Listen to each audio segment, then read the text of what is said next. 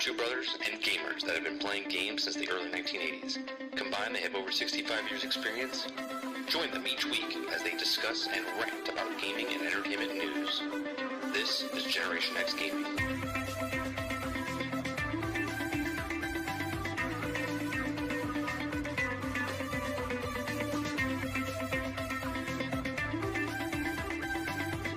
Hello, everybody, and welcome back to another week, another episode of Generation X Gaming, the weekly podcast that goes over a few of the top stories from the past week, and we rant along the way. I'm your host, 30 and Still Gaming, and joining me each and every single week is my brother, Sgt McClusky. What's going on, bro? Oh man, it's a long week. Long week because you're still stuck in Starfield? No, it's just a long week. Oh. I didn't even know what day. I didn't even know today was Thursday. I'll be honest with you. I forgot today was Thursday. Big Mo asked me what I'm playing tonight, and I was like, "Oh, I was like, "Wait a minute, no, we got a podcast tonight." I was like, "I totally forgot it was Thursday." The weeks are just going by super fast recently. My son's back in school, and it's just like whoop, just every day is just like a whirlwind. Those of you that don't know what Generation X Gaming is, it's a weekly podcast that goes over a few of the top stories in the past week, and we rant along the way. You can listen to us on live right here on YouTube on 30NSG. 8 p.m. Eastern on Thursday evenings. You can watch us after the fact over here on YouTube and also on Spotify video format.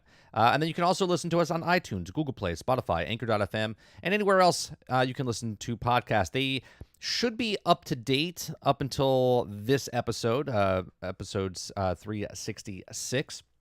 We did do our 365th episode last week, so you now can listen to us every day of the week. Every day of the year for the entire year for 365 episodes.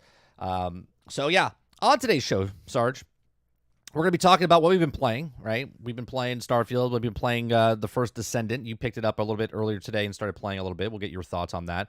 We're going to talk about Embracer has conducted layoffs of Tomb Raider, and the devs of Crystal Dynamics are a little upset. We're going to talk about Immortals of Avium Studio lays off nearly half their staff this past week. We're going to talk about Apple and their what they're doing with the new iPhones and whatnot. We talked about it a little bit last week and what they're doing. We'll do that. We're going to talk about Unity, the update for Unity, what's happening with the devs there. That basically they just want to be done with Unity now, and Unity's backtracking. We're going to talk about Titanfall 2, Sarge. It's been 7 years, and all of a sudden Titanfall 2 is back in action because they're giving updates. They put a new game mode in there. It's on PC. It's on Xbox again. I mean, it was there, but they did an update. They fixed it.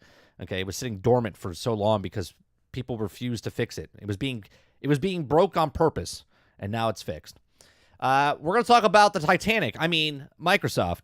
Microsoft had a bunch of leaks this past week. They need that. What's that stuff called? Flex Seal. They need that slam. They needed to stop.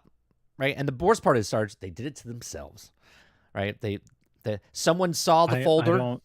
I still to this day I don't know. Well, they did it. I don't believe in leaks. Well, that's fine, but they did it to themselves. They saw two things and they pressed the wrong button, and they said we're going to submit it to the public instead of private, and that's what they did basically. So we have a whole bunch of stories about Microsoft with the rumors and news and whatnot. We're going to talk about Ubisoft announced Division 3. There's not much to go on that, but they did announce Division 3. We're going to talk about what else? I think that's it. Lots of stuff, though, from Microsoft. It's like 15 stories just from Microsoft. So that's what we're doing on today's show. But first, let's get to what we've been playing. Is there music during this? There is.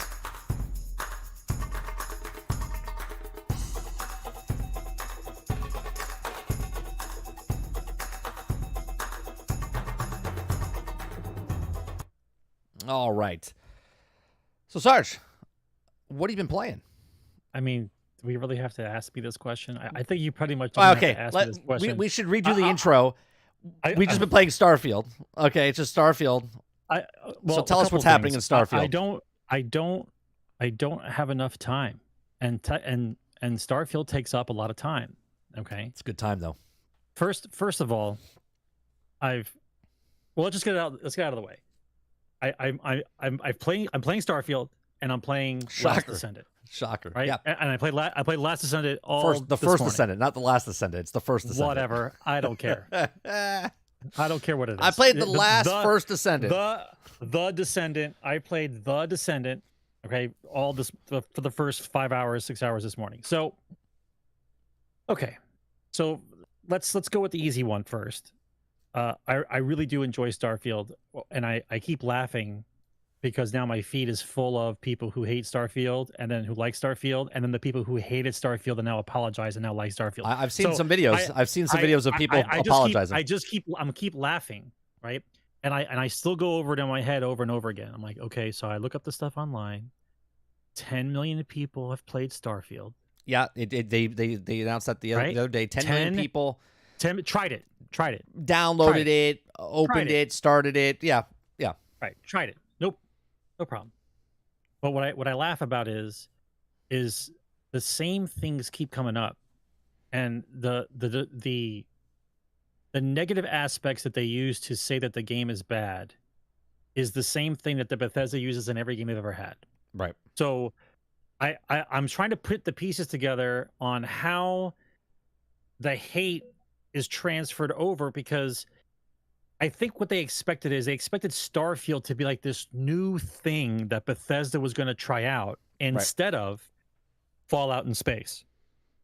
Now, personally for me, I knew it was going to be Fallout in space. Like I knew that this is their bread and butter. That's what they're going to do. They're not going to make 7 games that are like Fallout, Elder Scrolls.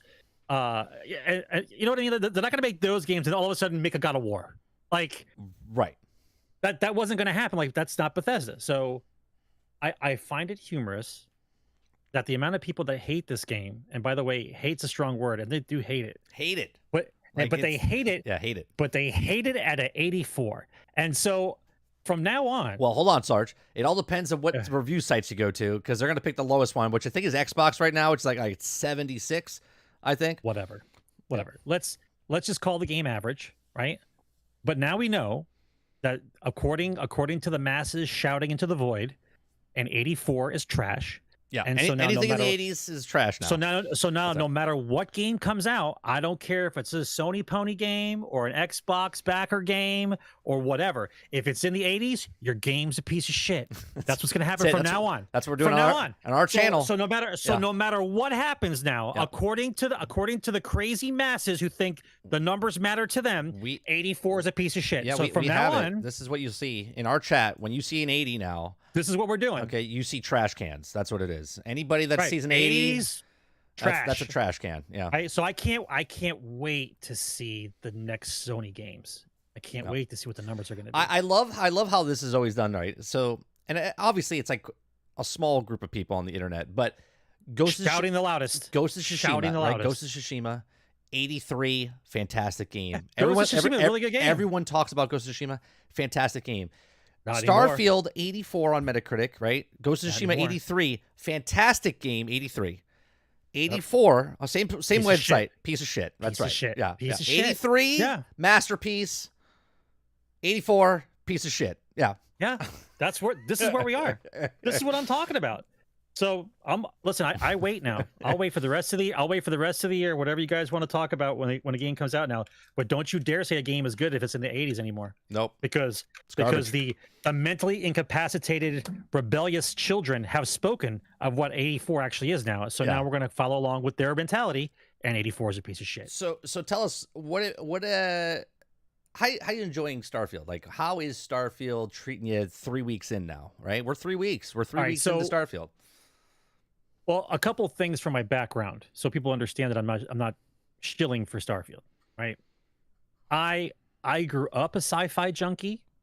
I love sci-fi movies, and I've watched plenty of bad sci-fi movies, like plenty, more movies than you could possibly even imagine. Real quick, hold on one second. I just want to make sure that anybody's watching this right now. Obviously, we don't think anything in the 80s is trash. Okay, well, if you can't figure out sarcasm, right? If you can't figure out sarcasm, just letting you know if people watch us. Maybe you should watch the show more, and you would understand. I don't need to explain myself on why 84 is trash. Yeah. All right. Yeah. So point being is I grew up sci-fi, right? Even before Star Wars, all kinds of crazy sci-fi movies, right. Just really bad 80s sci-fi movies. Flash Gordon, I love sci-fi. So to capture to capture what real space is supposed to be and put it in a video game format, and then wrap it in a bow full of all the Bethesda-ness. Like Right. the crazy, kooky stories, Yeah, the background, the random, like how things are supposed to. Right. So what I find interesting is that I try to rush this game more than the other games that they have made, and I didn't catch myself until like maybe like hour. like main story. I didn't catch it. I didn't catch it until like maybe hour 10, where I felt like I was rushing the game, and so I said, "Why am I rushing this? I didn't pay for it. Like, what am I rushing for?" Right. To get to the end, so you have nothing to do. Not to the end. To the end. Just how your pacing is. Like, you pick a quest, like you get on the ship and you run there. Like, you get on the, I'm not there. Right. So like, I started another character, and I did everything differently. I started another character. I got 5 days into the first character. Think about that now. How long's the game been out?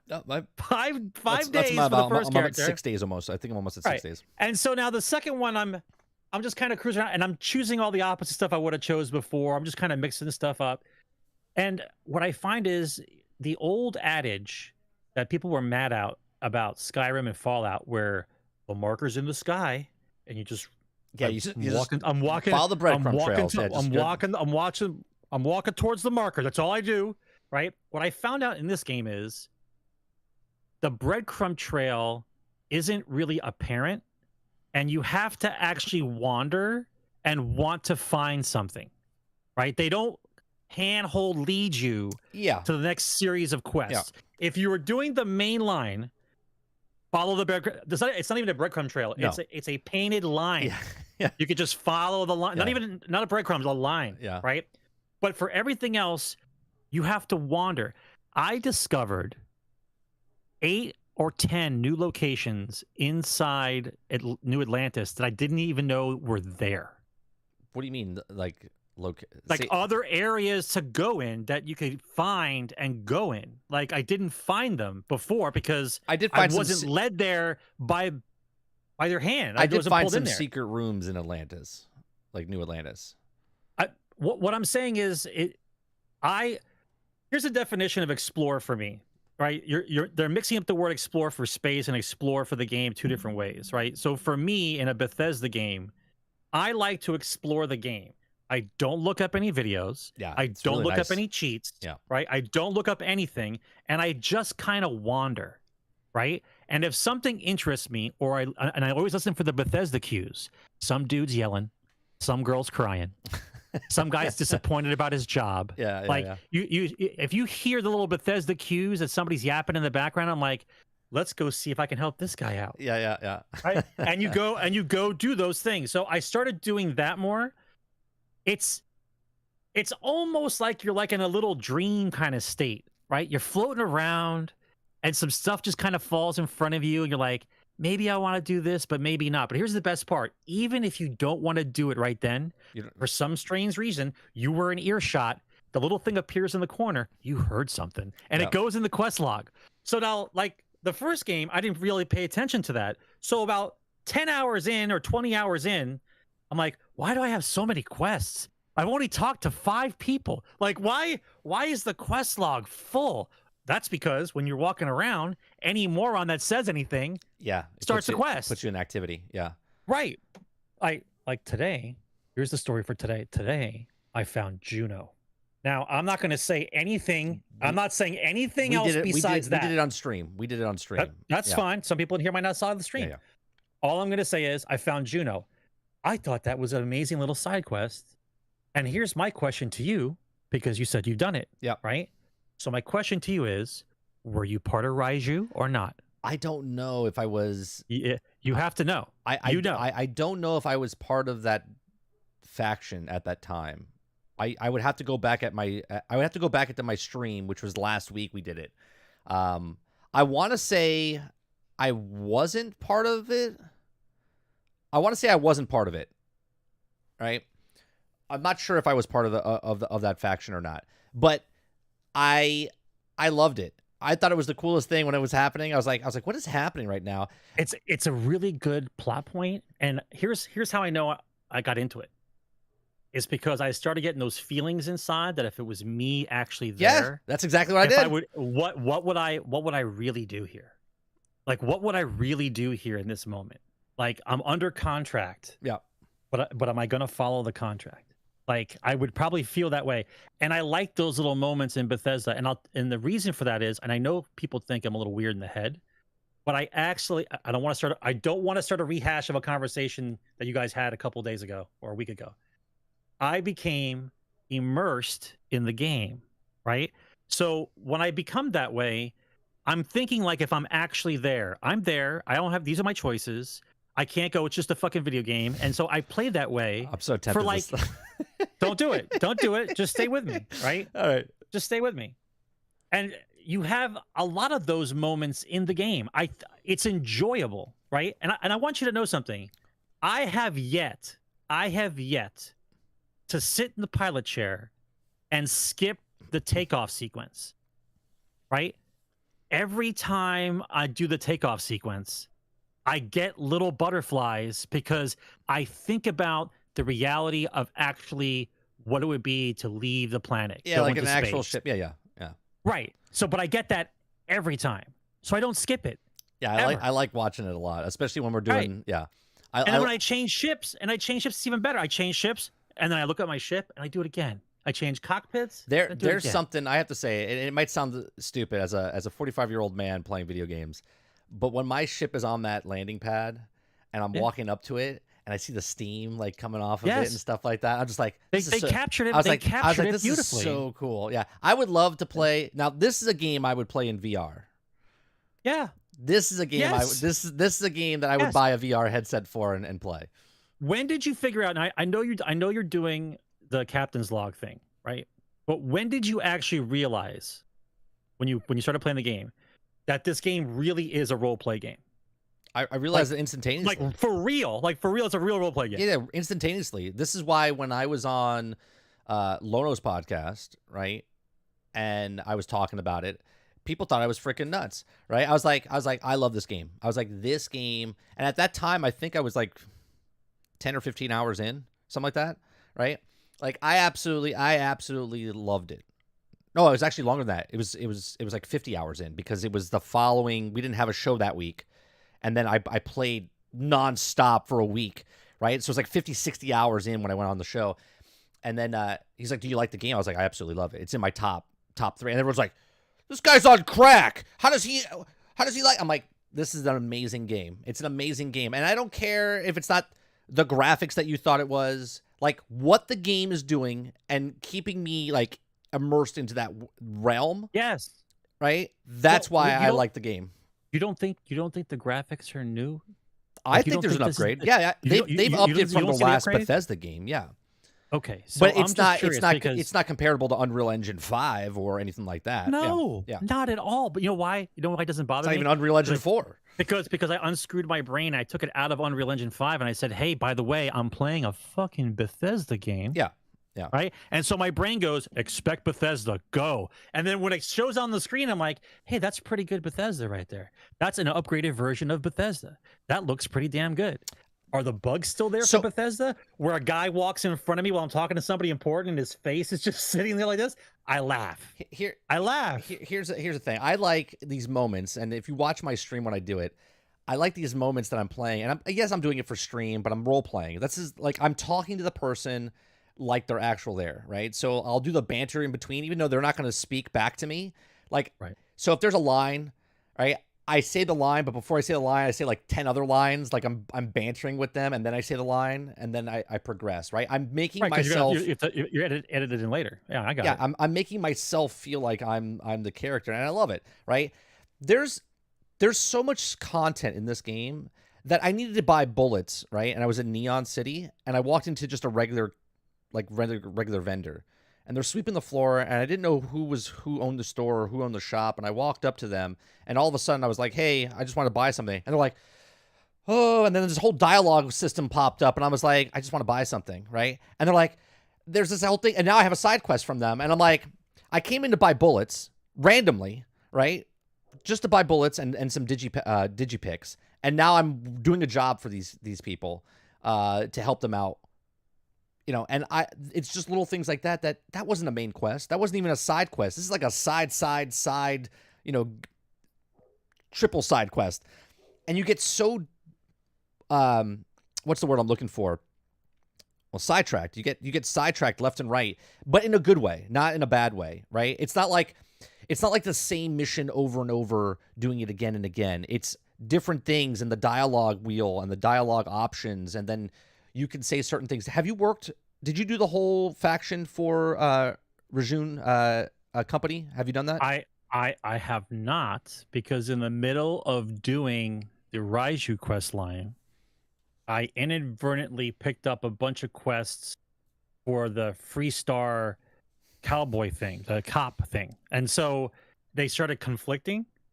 And so I didn't want to be caught as in the Raiju and then trying to kill Freestar sheriff people. So I decided to stop for a minute, and I want to go this way. I really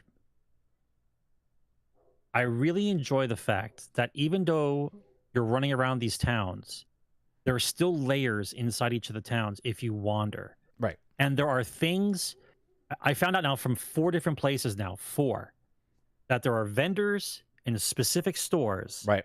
that are looking for specific things. Now, it's not a collection game like the bobblehead, but these guys are looking for things that they want to sell. And 2 of them, they're special things, like they're going to a museum. And when I went to the museum, I saw the pedestals, and I'm like, okay, so there's 7 pedestals. There must be 7 things that this person wants. Okay. That I will eventually run into if I pay attention to what I'm looking for, right? She drops a couple clues. You're supposed to read the clue, and then you're supposed to then remember as you're playing the game, oh yeah, maybe I should go stop by this location to see if there's something here, right? And let me tell you something, because of those damn permanent skill magazines, okay? And I thought there was only one in a location. Oh no. I found 3 in one location before. Yeah, you can find and multiple. So now I methodically go through wherever they send me, I methodically go around the entire thing because I want that magazine. Yeah. I want that 5% bump or the 2% bump or whatever the bump is. Yeah. I've got my ballistic skill up like 25%, and I haven't even leveled the ballistic skill yet in the actual skill tree. So if I imagine Water in chat's like skill magazines. Is he being serious? Water, do you not know about the magazines? Water, are you being serious? No, don't fuck around. Are you being serious? Are you being serious, Water? There's magazines everywhere in the game where you can pick up, and they're permanent skills that you pick up. You didn't know that? Okay, there, right there. That's why I like Starfield. That's why I like this game, because there's things that you find, and there's still people that don't know. Yeah. Right? Yeah. Did you go to Titan yet? I found Titan to be very interesting. I don't even know what Titan is. You haven't been to Titan yet? I have no idea what Titan is. I mean, I know what Titan is in like reality. Did you know there are 2 or 3 other cities besides the 2 main ones? Did you know that? No. This is what I'm talking about. I am. This is what I'm talking about. I have almost 6 days worth of hours in this game. This is what I'm telling you. And okay, I've done quite a bit. Now I'm going to be honest. I'm going to go on the opposite side now. I know for a fact that if I were to tear into this game with ravenous teeth and claws, that I would see the same location over again, because they have to repeat eventually, right? But because I haven't tore through this game like a ravenous dog, I've only seen like repeat areas like a couple times. And I'll tell you what. I've seen repeat And I'll areas. tell you what. The area is repeat. But here's the thing. The stuff in the area that's being repeated is different. Yeah. Is different. Yeah. The stuff's in different spots. You'll know which one I'm talking about. I've been to that underground ice the ice base underneath. Don't give it away. Don't give it away. Yeah, it's an ice don't base. Give it away. I've been in there like 4 times now, right? I don't care. Every time I go in, I've only seen it once. Every time I go in, I find different things and do different things. I find more exotic weapons, legendary weapons, in random locations than I do in actual missions. Okay. Yep. I'm gonna tell you one story, and then we'll move on a little bit, right? So in that Raiju faction thing, I loved it so much on stream the other day. I'm not going to ruin it for anybody, But there's this one bitch that works for the company, and I hated her, right? And at the end, you get to get the votes of everybody, right? I got it. I manipulated everybody, okay? And I didn't know this was going to happen, but I manipulated everybody. So people that were for, I made them against it, and the people that were against it, I made for it, right? So when they all went for the votes, they all went and all in favor, and they went aye. And then the other person that was against it was the only person that was now for it. And it was perfect. You have to see the stream. It was just by herself. She's like, me. And I was like, ah! I hated her so much. And I converted everybody else to say yes or no. And then she said yes. Did you buy the implant to put on your face? I don't have the implant, but I don't know what how could you hold on. How could you not get the implant? Hold on a second. I don't have the thing on my face, but I do have an extra skill though now. Oh, did you know? We're gonna go down the rabbit hole. I want to talk about Descendant. All right, hold on a second. Hang on. Wait. Okay. Did you know that there's a psychiatrist in the game that'll remove one of your traits if you don't like it? I did not. Chat, did you know that there's a psychiatrist in the game that will remove the trait that you don't like? Did you know that? Right? Anyone in chat know? Anyone in chat know that? Right?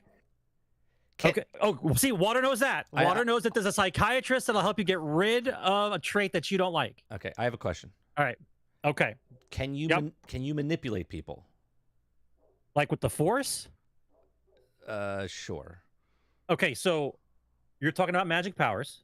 I'm not talking about this. I'm talking about this thing. I don't have this. I don't even know what this is. This. I've seen people have the thing on their face. I don't have that. I talk people into everything. I have this. I take my pills. I put this on. Everyone does what I want. I don't have this, and I can make people do what I want. Okay, well then you're doing the other thing. But it's not a magic power though. I had to go through surgery. What's up, 1110? Did you go through surgery? No, I don't know what surgery is. I don't know what surgery is. I fucking love this game. I love this game. This is what I'm talking about. I love this is what I'm talking about. Yeah, it's fantastic. You can do whatever you want. I realized 2 days ago that if I wanted to stop playing this game completely and just be a pirate, I could do that for the rest of the year. I don't know if Brain's here. Brainchild's here. I can do that for the rest of the year. Brain has been literally just stealing ships and over. He's got how many characters? How many characters you have, Brain? How many characters you have? Right? How many ships? I think he's already broken down how many ships are in the game because that's all he's been doing is just stealing ships, finding the ones he likes, trying to find the best ones. I think he's got like 5 or 6 characters, right? And he said each of the levels of what they are. I'm like, holy Christ! The amount we need to move on to Descendant. The amount of options. We're switching to Descendant. All right, first. I'm going to leave it. I'm going to leave it like this. The amount of options that Bethesda is giving you in this game to get to A to B through whatever means you want. I could do whatever I want, and I can still get to that point. But along the way, people are doing things, and you just don't know. Yeah, you just don't know. There's so many different things you can do. I just gotten to the point where I got the relationship with I just call her Andrea, Andraja. I can't say it. It doesn't. It's just Andrea with a J. It just doesn't stick in my head. I don't know why. Andreja. Okay. Go ahead. So I committed to her, and it's the worst thing I did. As it was happening, everyone in chat's like, "Oh, she's crazy. You made a mistake." Yeah, she's crazy. She got crazy. Even Bethesda gave the benefit of the doubt, and they gave her crazy eyes. Yeah, I don't understand why you can't see it. Yeah, she got crazy eyes. She even said a line to me where she's like, "You're only mine." All right, I was like, "She's gonna stab me, chat. She's gonna stab me." You're gonna get stabbed. Yeah, that's the space Puerto Rican right there. She's gonna stab you. She means business. So I'm having a blast. I'm having blast in Starfield though. So let's switch gears here, right? Let's switch gears. And all right, so what have I played been doing with Descendant? the first Descendant. Okay, I've got both my characters up to level 40. I have 2 characters. Both characters. Jesus Christ, Joe. Up to level 40. Okay. And I have to say, this game doesn't do anything fantastic, but it does everything really good. Okay, and what I mean by that is the gunplay is good, the graphics are good, the soundtrack is good, the mission bases that you do, the different types of missions that you do in the first Descendant are good. Let me bring up some footage while we're talking about this. Right, I played last night. Let me bring up. So this will be playing in the background. Okay, look. It hits all the my eyes, my brain, everything. Just my ears love the sound of the guns, right? It does this. I've said this multiple times. It does this thing that Gears did, and it does this thing that Destiny did, where if you headshot somebody, you can hear the pop. It's like this visual, like lovely sound that you hear, and you know that sound I'm talking about, right? If I say Gears of War head popping, you're like, oh man, that's so good, right? That's what it is. Not as much fun as Cabal. Right, and that's what I bring up as well. The Cabal breaking someone's head. It just sounds really good. I'm looking at the footage. Did I pick the wrong character? You get to stare at that ass the entire time. That's exactly right, Sarge. Right. That's like a level 10. It's like two balloons rubbing up against each other. Right. It's incredible. The light shines off of it. You can call me a pervert or whatever you want. That ass. Koreans know what we're looking at. Okay, and funny enough, Sarge. Good Lord. No matter what you do with the change of the field, the field slide. Oh yeah, you picked a dude. Yeah, I picked Titan. All right, well, I'm a Titan. If this is Bunny, this is Bunny. Okay, Bunny is that her nickname? That's her character name, right? Is it because she hops around? She hops around, and I'm telling you, those assets are very distracting, right? The field of view slider. It's funny because you get real close. It just zooms in on the ass, right? Well, no. The view slider just zooms in closer to the ass, right? Yeah. Is that all it does? No, it's funny though because when you zoom into the ass, right? When you zoom in, assets. When you zoom into the assets. It still keeps the ass right at the bottom left-hand corner of the screen. Yeah, right. It's really funny. So the gunplay feels really good, right? They have lots of different guns, lots of different things to collect. Lots of different things to level up, lots of different levels. The amount of enemies that come out, right? So now I'm level 40. I'm in the third section or fourth section of the map. There's just so much happening in this game that it's hitting all the bells and whistles for me, right? Now, I've put in, I don't even know how many hours I've put into it so far, but I have two characters to level 40. What do you think so far, Sarge, that you've played? You've put in much less time than me. I don't even know what level you are. 6 hours. 6 hours. That's it. Okay. Okay, so after staring at this game for 6 hours, I don't see division.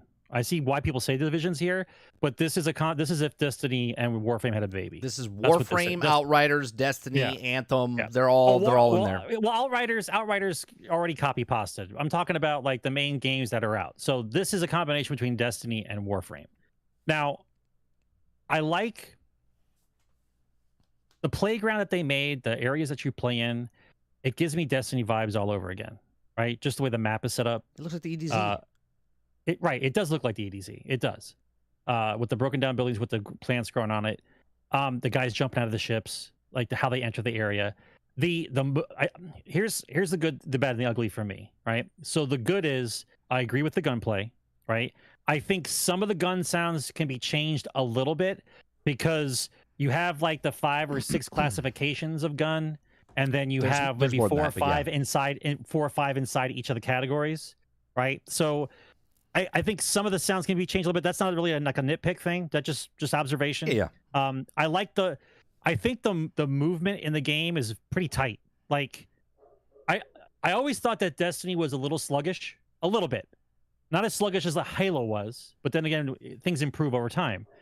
But the way you move side to side and the way you can move around, your mobility, even without the whip or the lasso, the grapple hook, or whatever you want to call it, even without that, you're quick. Yeah. And with that gives you like a little extra boost. I'm already throwing hand grenades, so I apologize. I thought for a good 10 minutes that I would be able to use the grapple hook and be able to like hook a guy and pull him down. I tried. Or hook a guy and then vault over him. You know what I mean? Like pull a guy towards me and I can go over him. Like I thought that was going to be a thing, but anyway.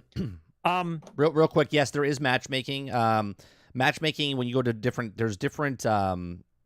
mission types, right? There's a Colossus battle. I don't know if we have it. I don't think we did it last night. Did we do it last night, guys? I don't remember if we did. I would Colossus. like to play this with multiplayer to see how it plays. It's fun. It's fun. They actually have to balance it better because when you're by yourself, it's pretty it gets pretty tough. It's tough at the stages I'm at right now. But if you play, I don't know where the hell. If you play with one other person, like if you have two people in your group, I feel like it's a good balance. And if you play with 3 or 4, it gets like super easy, and you're kind of like waiting around. There is a defense mode here. This is actually the horde mode right here. This is a horde mode. Let me put the graphics up a little bit so you guys can see quality. Yeah.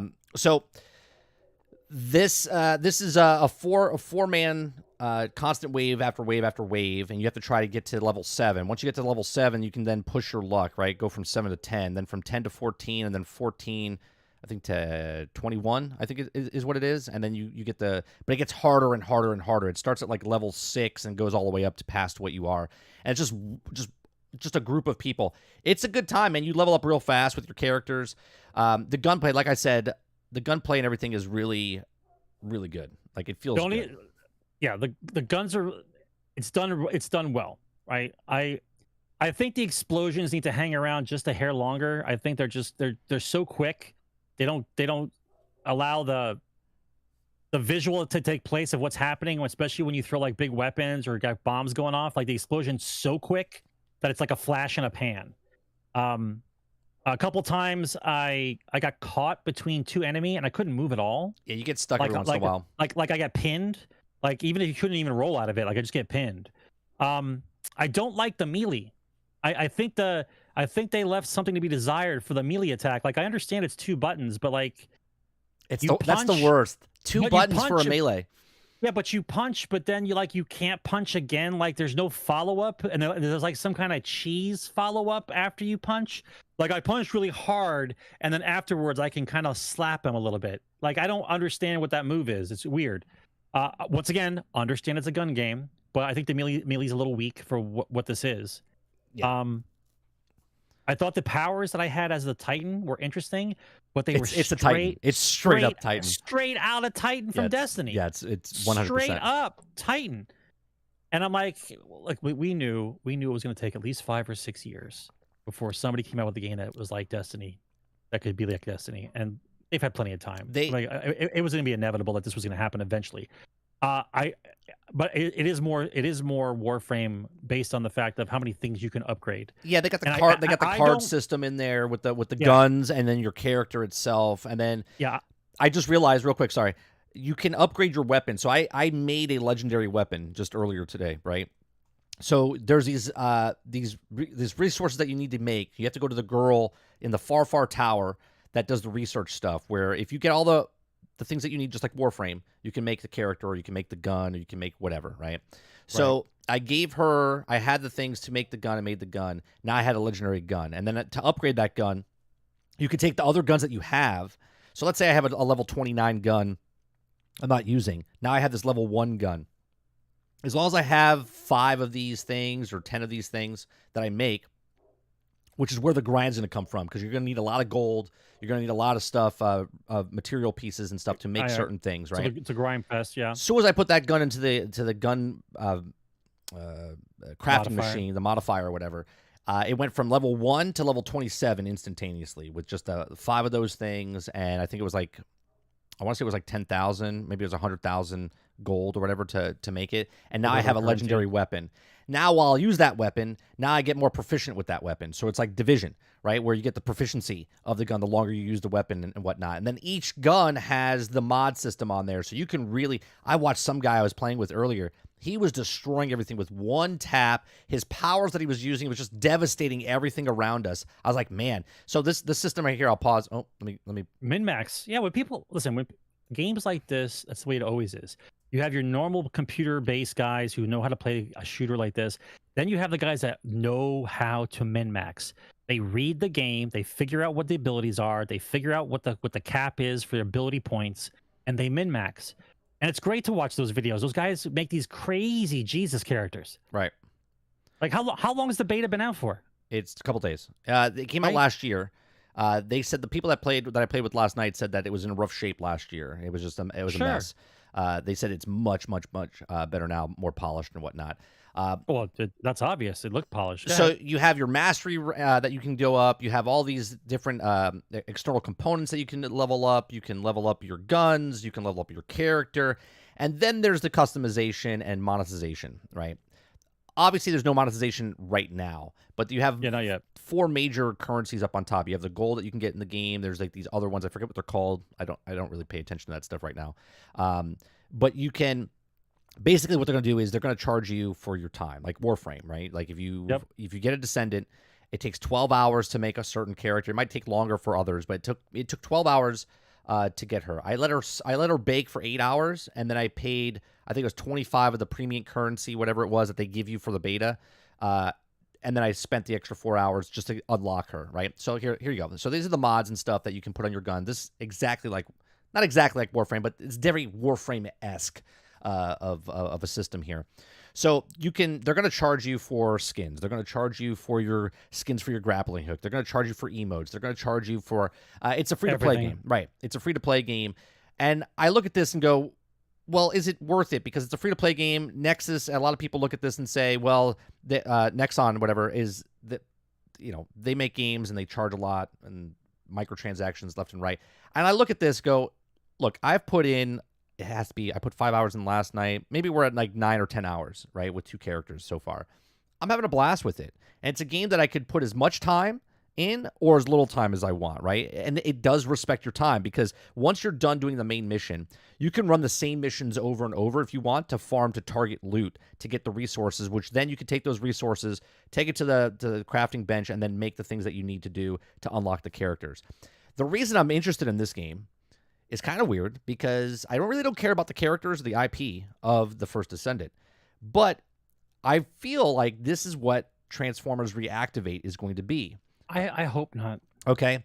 I honest to God, I feel like it's going to be exactly the same as this. It's going to be a free-to-play game like Warframe, where you're going to be getting Descendants or Autobots and Decepticons, and this is exactly... So I'm looking at this going, okay, there's no beta out for Transformers Reactivate, and obviously this is not Transformers Reactivate, but I'm enjoying this, and I'm like, all right, let me play it and see how it goes, and then when Reactivate does come out, beta later this year, early next year, maybe the whole game comes out, whatever... I think I'll be more opened up. Well, I think it will be a good Transformer. This is a good game. But if it's a free to play game and it's got my MTX and Transformer, it basically will turn me off. Like I'll play it for a little while, then I don't want to look at it, because I just want a good Transformer game that's not going to nickel and dime me the entire time I'm playing it to try to keep me in grinding. Yeah, but right? what I'm saying is, if they do a balance, like for instance, I got the character and I upgraded her and got her to max level in less than 6 hours.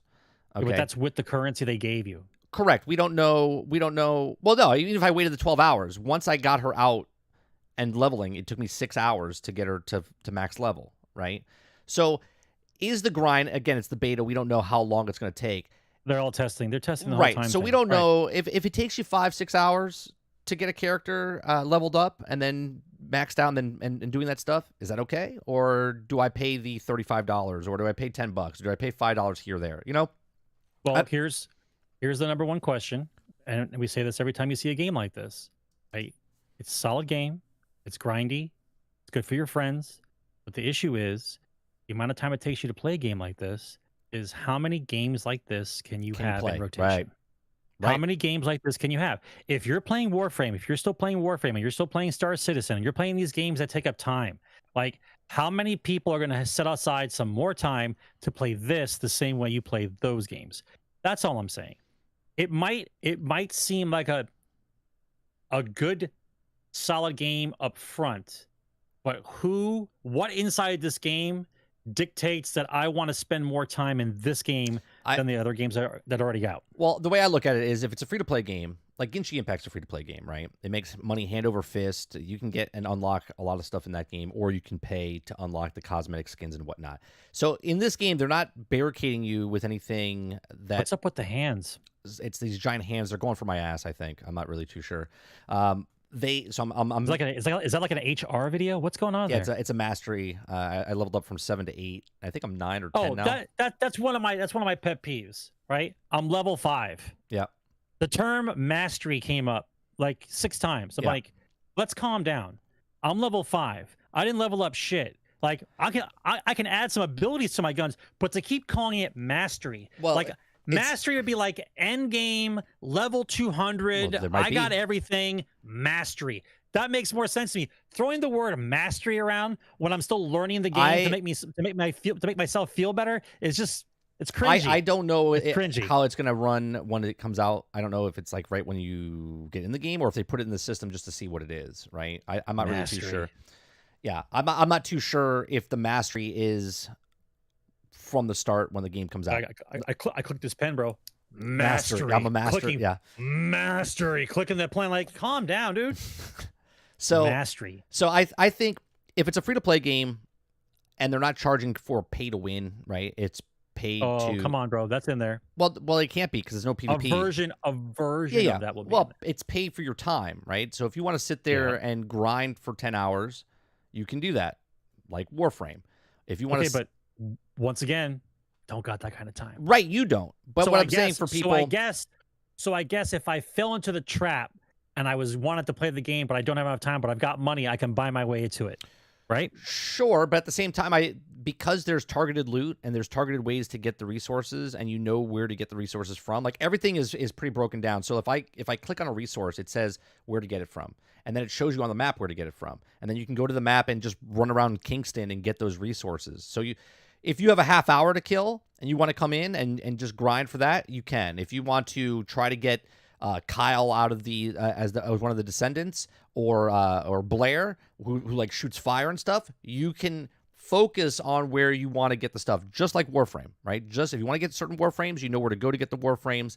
I don't know. I look at it this way: free to play game or $70. If you pay $70 and I'm grinding, or I play for free, I'm enjoying the game. If I enjoy the game, I'll play more of the game. And if I'm not enjoying the game, I'll put the game down, right? So there's got to be this balance of if you like it, you're going to support it. If you don't like it, you're going to move on. Right. Well, I feel for the game in that respect because let's say the game comes out and it's out for 6 months, right? It's doing okay. It's not doing amazing. It's doing okay. But then the Transformer game comes out and follows the same menu as this game does. This game will die. It would be that hard. Game will, a more popular IP done well will kill a game like this. Yeah, if Transformers Reactivate comes out and it's exactly like this, and they're just hitting on all cylinders, both games, this might die because it's a brand new IP where Transformers is an IP that's established and people like it. But it could go the other way too. I know this, but I don't like I've made this fact in the past. I don't like games that are free to play and relying on MTX to sustain themselves in an industry where whatever's hot is coming out, and whatever falls through the cracks dies a horrible death, like Lawbreakers.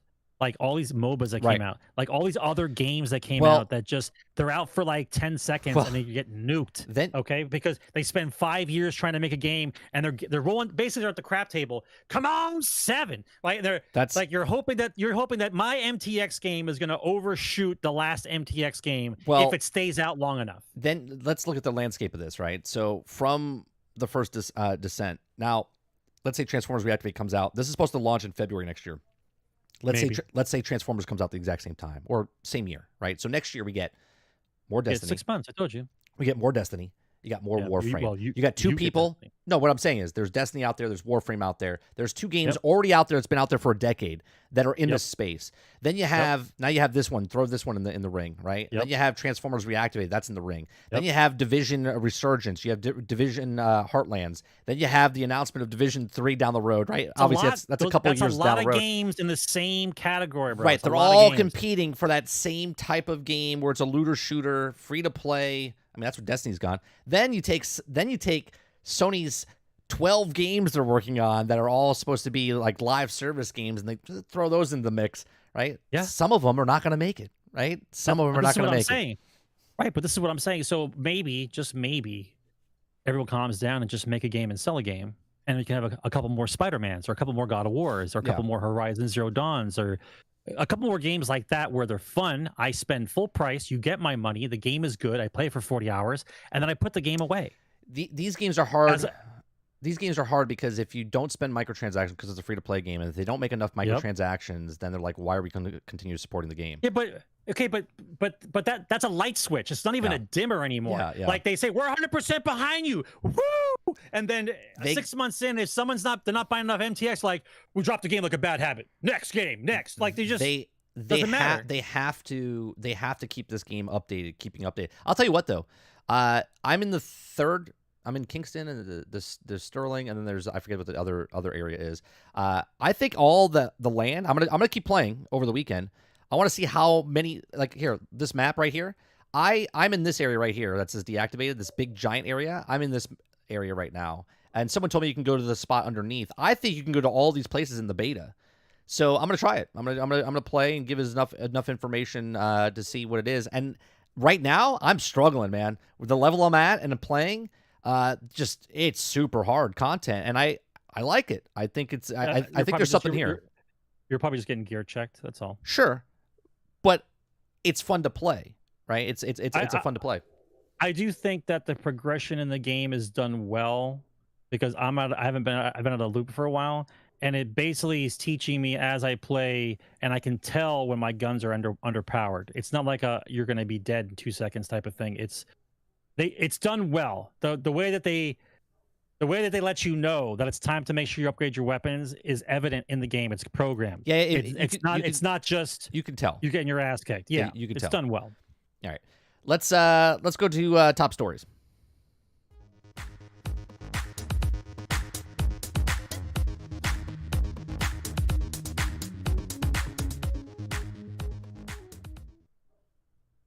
All right, so the first story I want to talk about is Embracer has conducted layoffs at Tomb Raider dev Crystal Dynamics, right?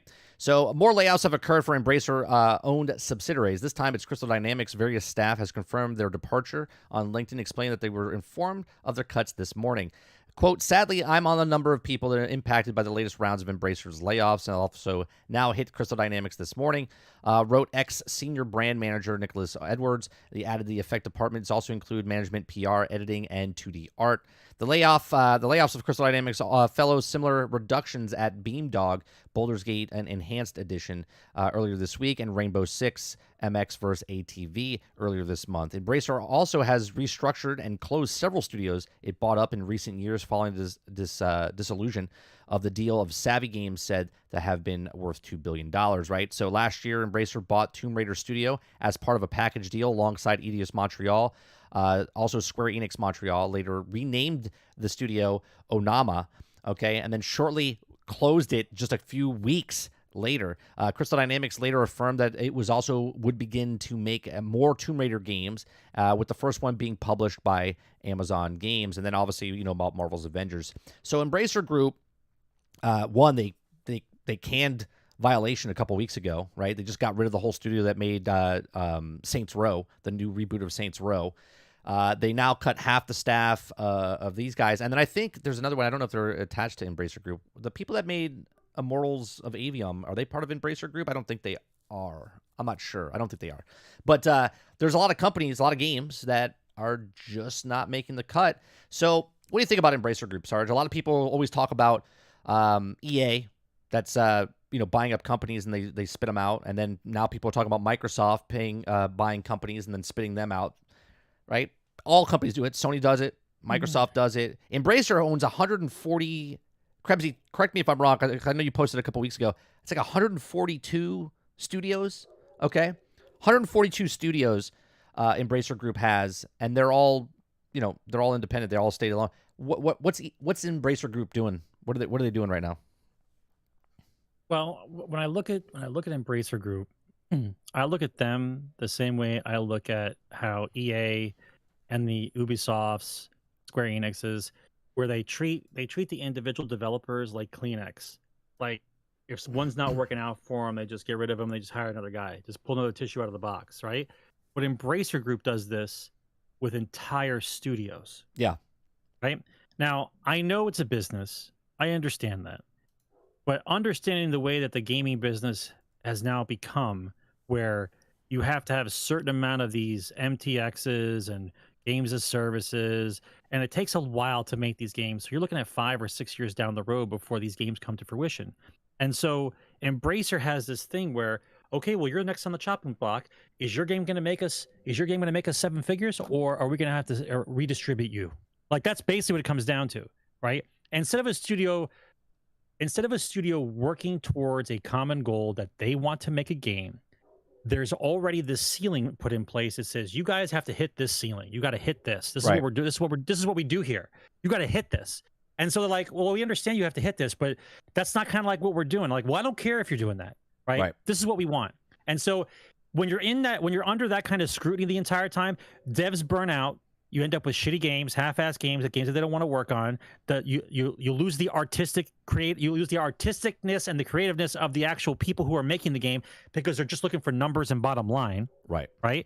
And then you end up with these half-assed, half-baked games that they come out, they're promoted to death, and they last maybe 2 weeks and they die. They just die a horrible death. So my question is how many studios do you need? Like how I want to know what the pay structure is for Embracer Group. Like, who backs them? Who has the stock? Independent. They're all independent investors.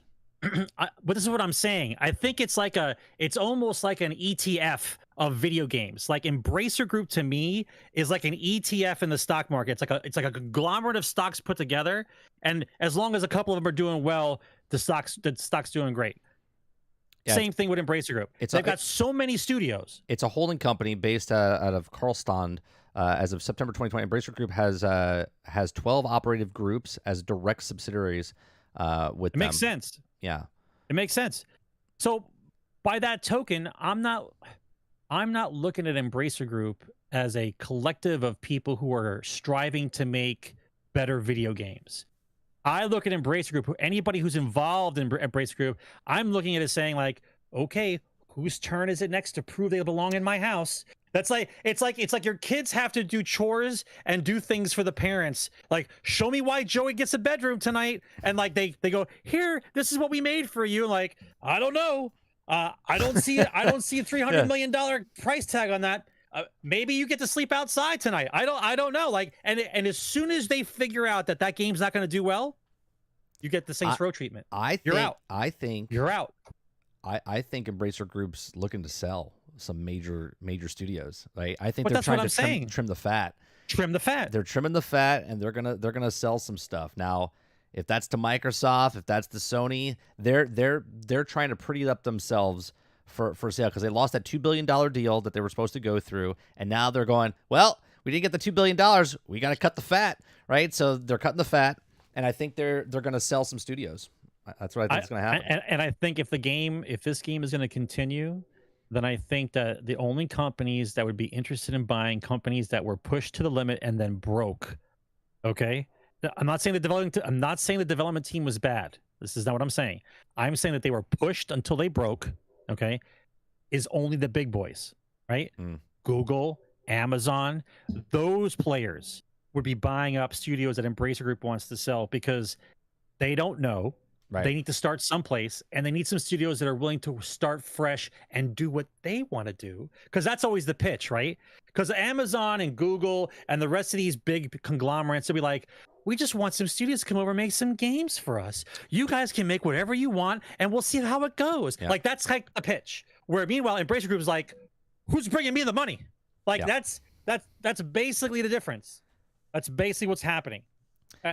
Listen, 139 companies, bro. It's a bit much for 139 studios. It's a lot, bro. Yeah. So Krebs did look for us. He said 120 as of August 2022, and then he says it's 139 as of Embracer Group's website right now. So let's go to the next story, which is Mortals of Avium Studio lays off nearly half the staff weeks after release.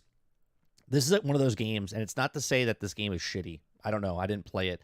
From just all the advertisement and the way they pushed it, the way EA pushed it and stuff, I was like, it looks okay. It looks decent. You know, that's a game that's going to come and go like the wind, right? And it looked good. It doesn't matter about the graphics. You could just, you know what I'm saying? You could smell it, right? You look at it and go, that'll be okay, right?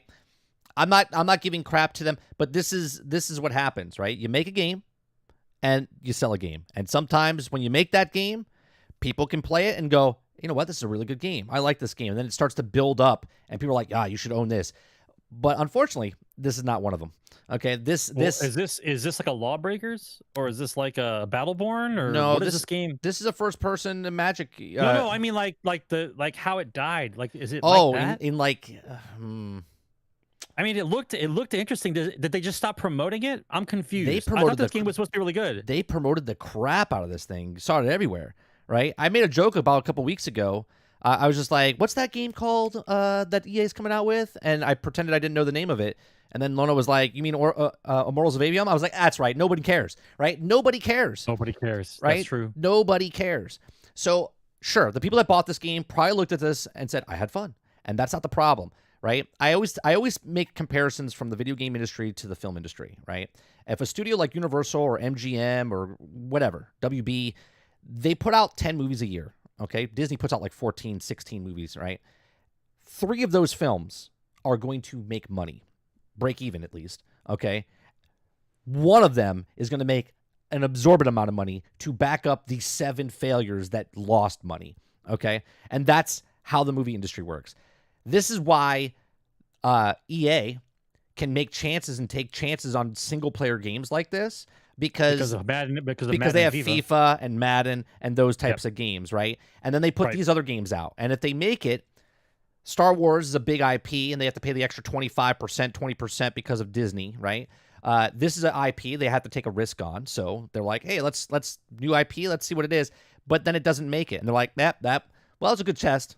Right, and this is EA, the same company that said no one wants to play single-player games. And then they put single-player games out there like Jedi Survivor, Jedi Fallen Order, right? And people love those games. And now you put a new IP out, and they're like, yeah, no, we're not interested in this, right? We're just not interested in this. And now they'll probably have another report going, well, nobody wanted to buy a single-player game, so there you go, right? So let me read this a little bit. So the former worker told Polygon that Immortals of Avion poor sales were cited for the layoffs, which were sad and necessary to keep the studio running. Immortals of Avium was released on August 22nd, PlayStation 5, Windows PC, Xbox Series X, and the first-person shooter. A month? Yeah, not even a month. Yeah, was shooter and publisher of Electronic Arts and EA original title. It was originally heard that it was a groundbreaking AAA single-player Magic shooter from the independent studio, but when it was released, the game received mixed reviews from critics who said that it was a rehash of AAA tropes. Okay, Immortals of Avion packed in just under 800 Steam players shortly after launch, according to SteamDB. Just under a month since the launch, and the game has peaked at 74 players over the past 24 hours per the database numbers. This could be as due to Immortals of Avion intense technical requirements, according to The Verge. Less than 9% of PCs may have qualified to run the game. Okay, now obviously we always talk about, well, this is EA, so this game is definitely coming to Game Pass.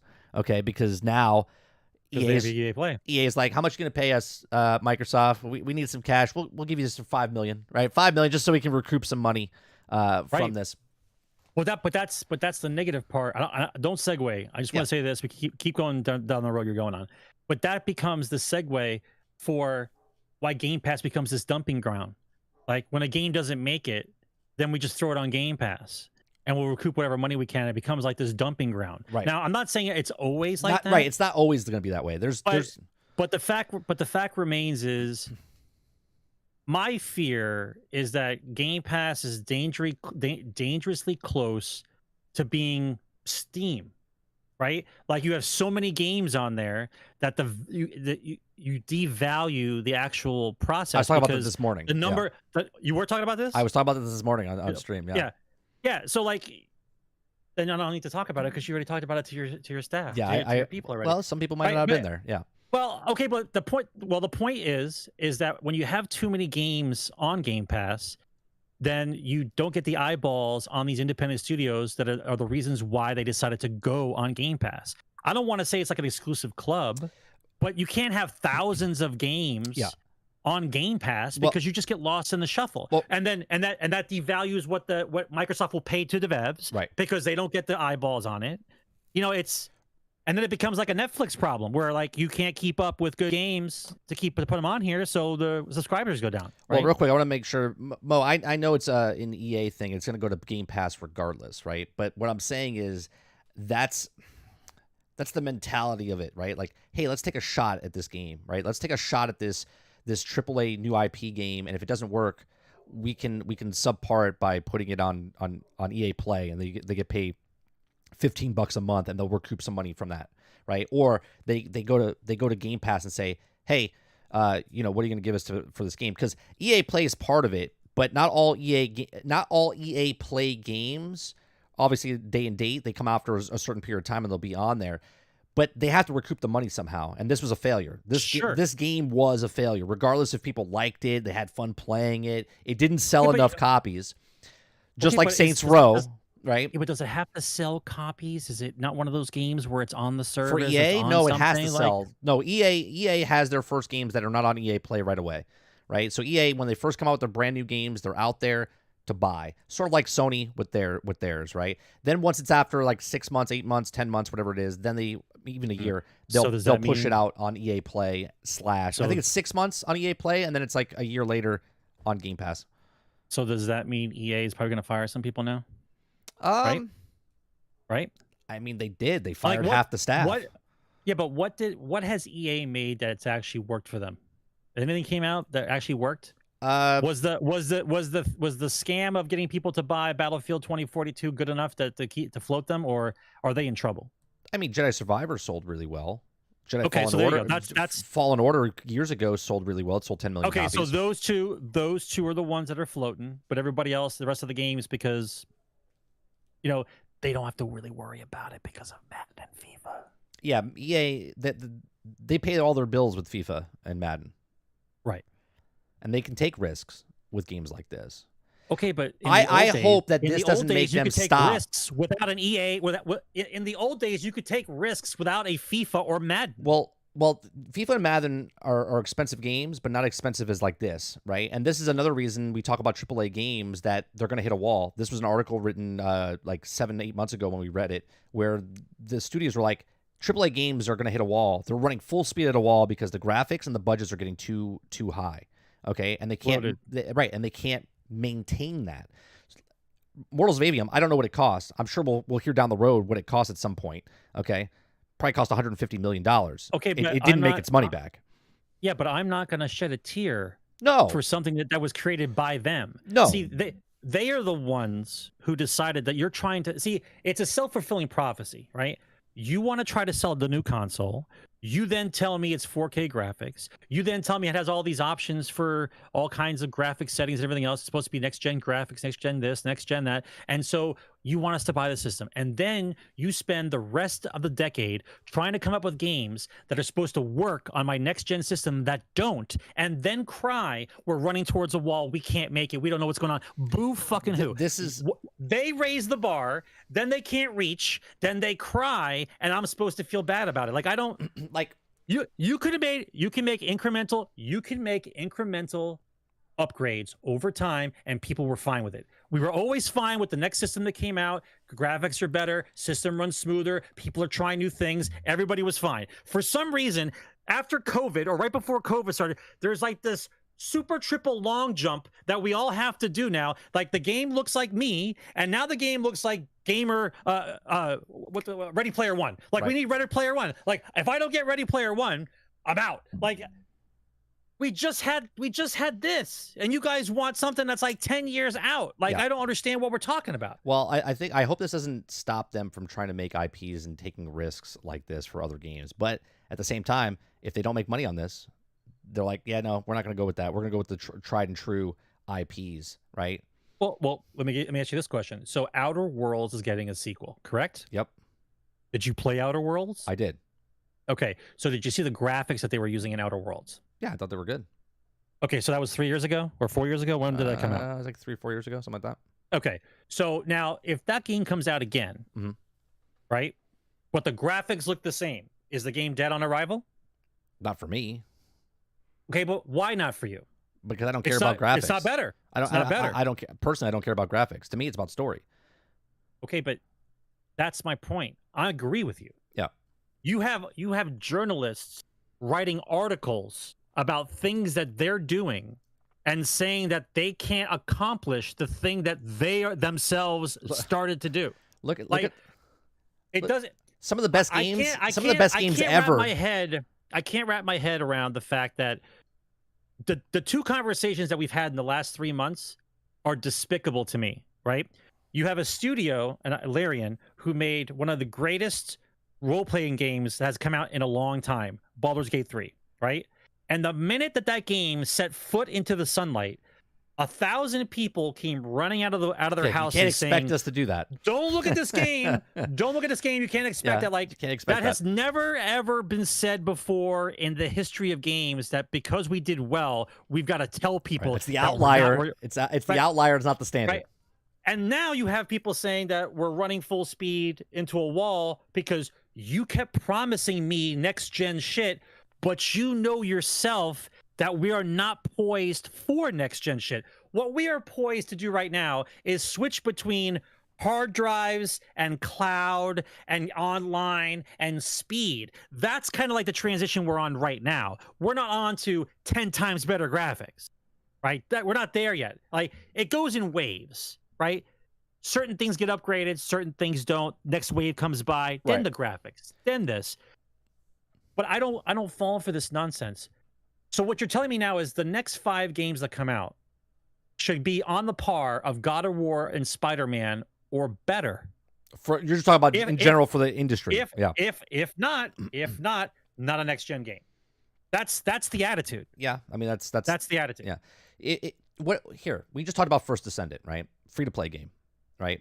Don't know how much it cost. And then you talk about Immortals of Avium, right? Obviously one's a single player game and one's a multiplayer game.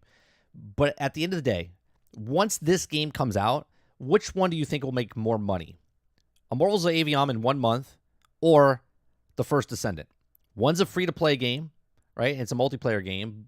And then you look at the single-player. So, obviously, I think First Descendant will make more money than Immortals of Avium did in 1 month with this multiplayer game that's coming out, right? Why? Well, one, no one has to pay for anything, okay? It looks great, right? It feels great.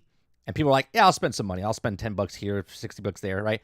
Immortals of Avium's like, we're a complete game. It's a complete game. Cost us $150 million, $200 million to make this game. And they go, oh, we only got 750,000 sales. I don't know what the sales number is. I'm just putting it out there, right? And they're like, now EA looks at that and goes, that game's making money, and ours is not, and we put way too much into this thing, right? And they're like, they'll fix it on the way. But that's what they keep seeing in their head. I don't want to spend this much money if we're not going to get something out of it at all. Right. Like, and so they don't want to take any chances. They won't want to make another game like that. Not everything can be God of War or Spider-Man. Right. Or Ghost of Tsushima. Right. Well, those are all great. Yeah, those are all great games. Well, those are all great games that got an 80-something, so they're trash. Well, no, God of War only got a 94. The newer one. The new one. Yeah, the new ones. And then, what was the other one you said? You said Ghost of Tsushima. They got an 83. Spider-Man. Spider-Man's in the 90s, I think, as well. It's like 80s, high 80s, low 90s. Yeah. So, what's it called? Let's go into this leak footage of Microsoft, right? This past week, Microsoft had it wasn't like a bullet-sized hole. It was like a gaping, gigantic hole that they did on themselves. That is an employee doing that shit, bro. Well, it wasn't an employee. They filed it wrong, right? I mean, we'll never know the truth of why it happened, but they filed it wrong. They filed it wrong. They hit the wrong button. They put it up there. Since then, they've now taken it down, but it's too late. Everyone's already got the information. They made copies, took pictures, screenshots, everything else known to man, right? The movie's coming out. Yeah. So one of the things that they talked about. Oops, that's not what I wanted. I hit the wrong one. No one's dead. No one's dead. First thing I want to talk about is this is Microsoft's new diskless Xbox Series X design with a lift-to-wake controller. Now, the FTC versus Microsoft documents revealed the plans for a cylinder-shaped, all-digital 2TB Xbox Series X plus a new two-tone controller with modular thumbsticks. Now, I want to put this out there. These are documents that were set 3 years ago, right? So this is from 2020, 2021 type of stuff. On this show, on Generation X Gaming, before they even announced the Series S and Series X, I said that they're going to come out with whatever next gen they have. I said, and this is when they're going to start pushing digital. I said they're going to have an S hard drive or disk and diskless, and I said they're going to have an X disk and diskless. Obviously, it happened where S came out, and that was the diskless one, and then X came out with the disc. And then I said that the S would sell more than the X because they were going to put those in there because they want people to come into their ecosystem, into the thing. That's why the digital will sell more than the disk drive. Now we get Brooklyn, right? Brooklyn Series X refresh, right? Now this is a refresh, not an upgrade of the power. It's just taking and removing. It's removing the disk drive. Yeah, it looks like a router. basically what it looks like. Okay, supposedly it's going to be the same as the deliver 4K Gen 9 console gaming with more internal storage, faster Wi-Fi, reduced power, more immersed controller, and a beautiful redesign that elevates all the digital experience from the Xbox ecosystem. It says also the update technology, the new South Bridge. Modernize the I/O and stabilize the efforts. It says Wi-Fi 6E radio and better throughput latency and the interference mitigation. The BT 5.2 radio and improved accessories and experience, and the 6 nanometer die shrink of improved efficiency. And it does a better, for the Earth and whatnot. They're also coming out with this controller. Go ahead, Sarge. What? And yeah, but they didn't say it actually plays games.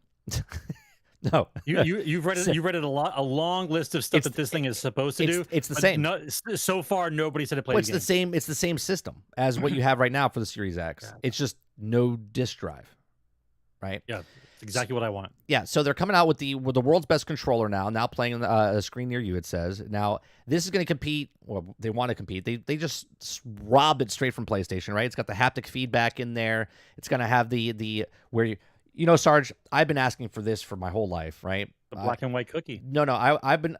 It's so much hard. It's just so hard to hit this button and to turn on the controller. It's just now I can just lift the controller and it turns on. I mean, this is what I've been waiting for my entire life. Just lifting a controller and it turns it on. Yep.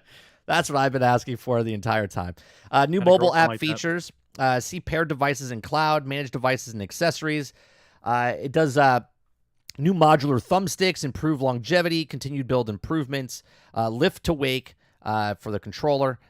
So yeah, it's going to have, like I said, the haptic feedback, the VCA haptic double as speakers. It's going to have an accelerometer in there, and it's going to be quieter buttons and thumbsticks. Quieter. It's going to be super quiet. Okay.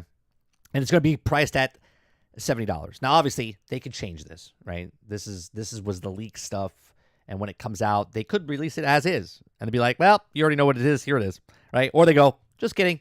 We've changed it since then. It is what it is, right? So what do you think, Sarge? The first of all, the design of the new Xbox. What do you think of the new Xbox? Do you think it's? I mean, do you really call it? Do you really call it an upgrade because you got rid of the corners and took out a disk drive?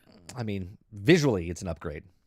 I mean, you still, and I say you, Xbox has yet to show me why I bought this box. They have yet to show me why I bought this box. I agree. So, taking my disk drive away and making it round so I can throw it further, okay, isn't going to make me any happier. Show me what I want that box for. And a matter of fact, to call yourself Xbox and to make a round object is also insulting, because I don't even know what you are anymore. You don't even know what you are anymore. You look like a bazooka tube I had in my car back in '83. My Spectrum router. It looks like my Spectrum router. Honest to God, it looks exactly like my Spectrum router. It looks like a bazooka tube speaker, is what it looks like. Yeah. I don't know what we're trying to do. I mean, I know what they're trying to do. They want everyone to be in the ecosystem. That's why there's no hard drive. Wouldn't it just be cool if the disc just went right? The disc just went right on top. It's a circle. So the disc just goes right on top, like an old record player. It just goes in, and it kind of just closes up. Like, how awesome would that be? Obviously, no one. I don't want to say no one, but a lot of people are not going to upgrade from what they have now to this, except for storage. It's not worth the price, because you can get the storage cards right now and fix that problem, right? It's got 2 terabytes. The way, how much is that storage card that plugs into the back of the Xbox cost now? I think it's like I think for 1 terabyte it's like 129 or 149, something like that. It's like $150, I think. Don't quote me that. Yeah, I think it's something like that. Okay. I'm sure someone in chat can tell you, because I'm sure they have it, or they're has anybody bought one of those expansions for their Xbox yet? I'm curious. Not the S, for the X.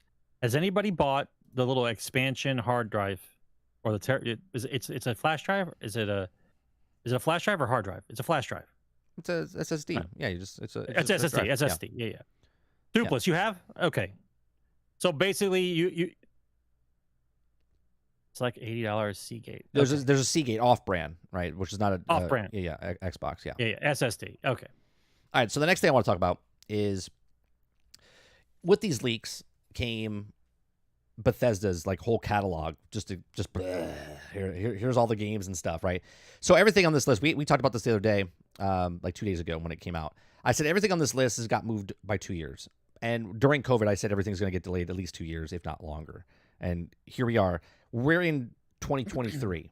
Okay, so you look at this list, and everything that's in 2023, Doom, Project Kestrel, Elder Scrolls, and Project Platinum, that's now 2025. Okay, 2021 on this list is what we are now, 2023. So Starfield came out this year. Check. Elder Scrolls Online expansion came out this year or is coming out this year. Check. Redfall came out this year. Check. Doom Eternal. I don't know if the Doom Eternal DLC came out this year. I don't know about that. Ghostwire. Check. Fallout's Atlantic City is coming out this year. Check. And then Project Hibiki is the project that was known as Hi-Fi Rush. So all of those things came out fiscal 21. Now, yes, they're 2 years behind, but congratulations, they hit the checklist there and they got it all done and in 2023. So whether they were finished or not, right now they released. Now there's two other projects. There's Project Ubu and Project Wanderer. Now we don't know what those are. Okay, those are code names or whatever. Now fiscal year of 2022, which is now 2024. Okay, so Indiana Jones supposedly might be coming out next year. Okay, then we have the Oblivion remaster, which would be pretty cool, right? Oblivion was an awesome game back then. What graphics will they be using? Will they be using Starfield graphics for Oblivion? I don't know. Maybe. They have another expansion coming out for Elder Scrolls 6. That's what they've had every year. That the game, they just keep pumping stuff out there. Then they have the Starfield DLC as well. Then there's also 3 planned other titles that are there, okay, that we just don't, for the mobile, for free-to-play mobile, 3 planned titles for that. The other 2 projects from this year are mobile as well. Now, fiscal year 23, which is now 25, Doom Year 0 and DLC, Project Kestrel, okay, Elder Scrolls Online expansion, and Project Platinum. Now, Project Kestrel could be, and I don't know if it is or not, one of these things could be Bethesda's, or I should say ZeniMax, the people that made Elder Scrolls Online. Supposedly they're working on another MMO, okay? Rumors are swirling that it could be a Star Wars MMO, or it could be something else, right? But that's the rumors. There's also rumors that there's a Mando game, and they think that Bethesda's working on it. So there's a Star Wars game potentially being worked on by Bethesda, right? Which would make sense because if they got Indiana Jones, that means they're already in bed with Lucas, right? With the company. So they probably also jumped on board for maybe a Star Wars game. That'd be interesting to see if that's the case. And then we have 2024, which is now 2026. And I'm surprised if this happens. This probably won't happen until the end of 2026. But Elder Scrolls 6 is on this list, okay? And they've already started working on it, but Starfield needed 2 more years for work on, you know what I mean? So if Elder Scrolls 6 was supposed to come out originally in 2024, now it's 2026, maybe 2027, I would say Elder Scrolls 6 is there. Then you also have Project Kestrel's expansion, which is that game that they're working on. Then you have Fallout 3 Remastered. You have a licensed IP game, which people are also thinking that could be the Mando game that Bethesda's working on, right? A licensed IP. Then you have another expansion for Elder Scrolls. You have a Ghostwire sequel, so Ghostwire 2. You have Dishonored 3, and then you have Doom Year 0 DLC as well. So there's a lot of games here, right? There's a lot. This is just Bethesda, right? This is just Bethesda. So now you have to look at these games. So now you're looking at, what's it called? The new IP. You got Indiana Jones. You got Oblivion Remastered. You got Elder Scrolls expansion. You got Starfield's DLC. You got Doom Year 1. You got Project Kestrel. You got Project Platinum.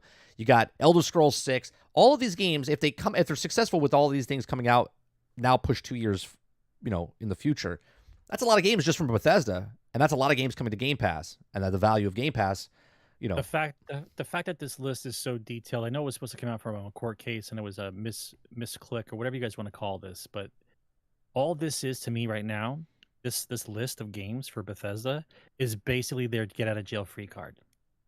Right, the fact that what list do you mean? now, what do you mean that it's a get out of jail free card? The fact that list is released accidentally or on purpose, however you want to look at it, lets them be carte blanche on whatever happens from now until the end of 2026, right?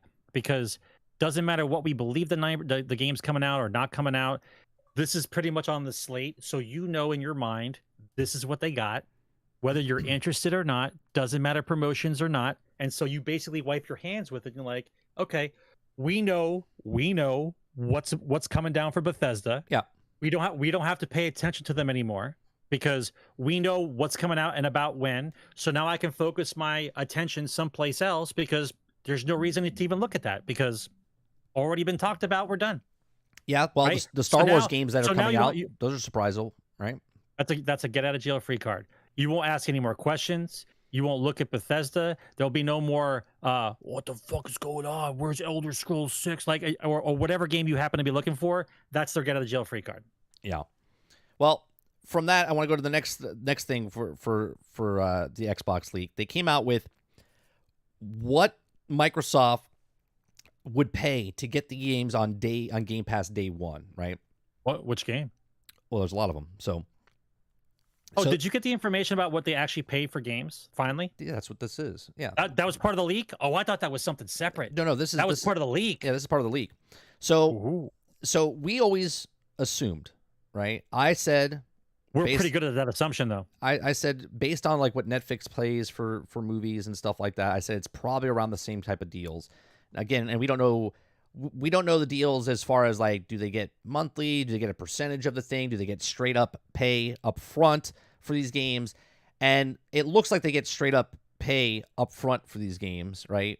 For at least these guys anyway. So there's some shocking things here, right? So Red Dead 2 gets $5 million a month. So if they want it there for 6 months, they pay $30 million, and they have it there for 6 months, and then it leaves Game Pass, and then they can come back to Game Pass and whatnot.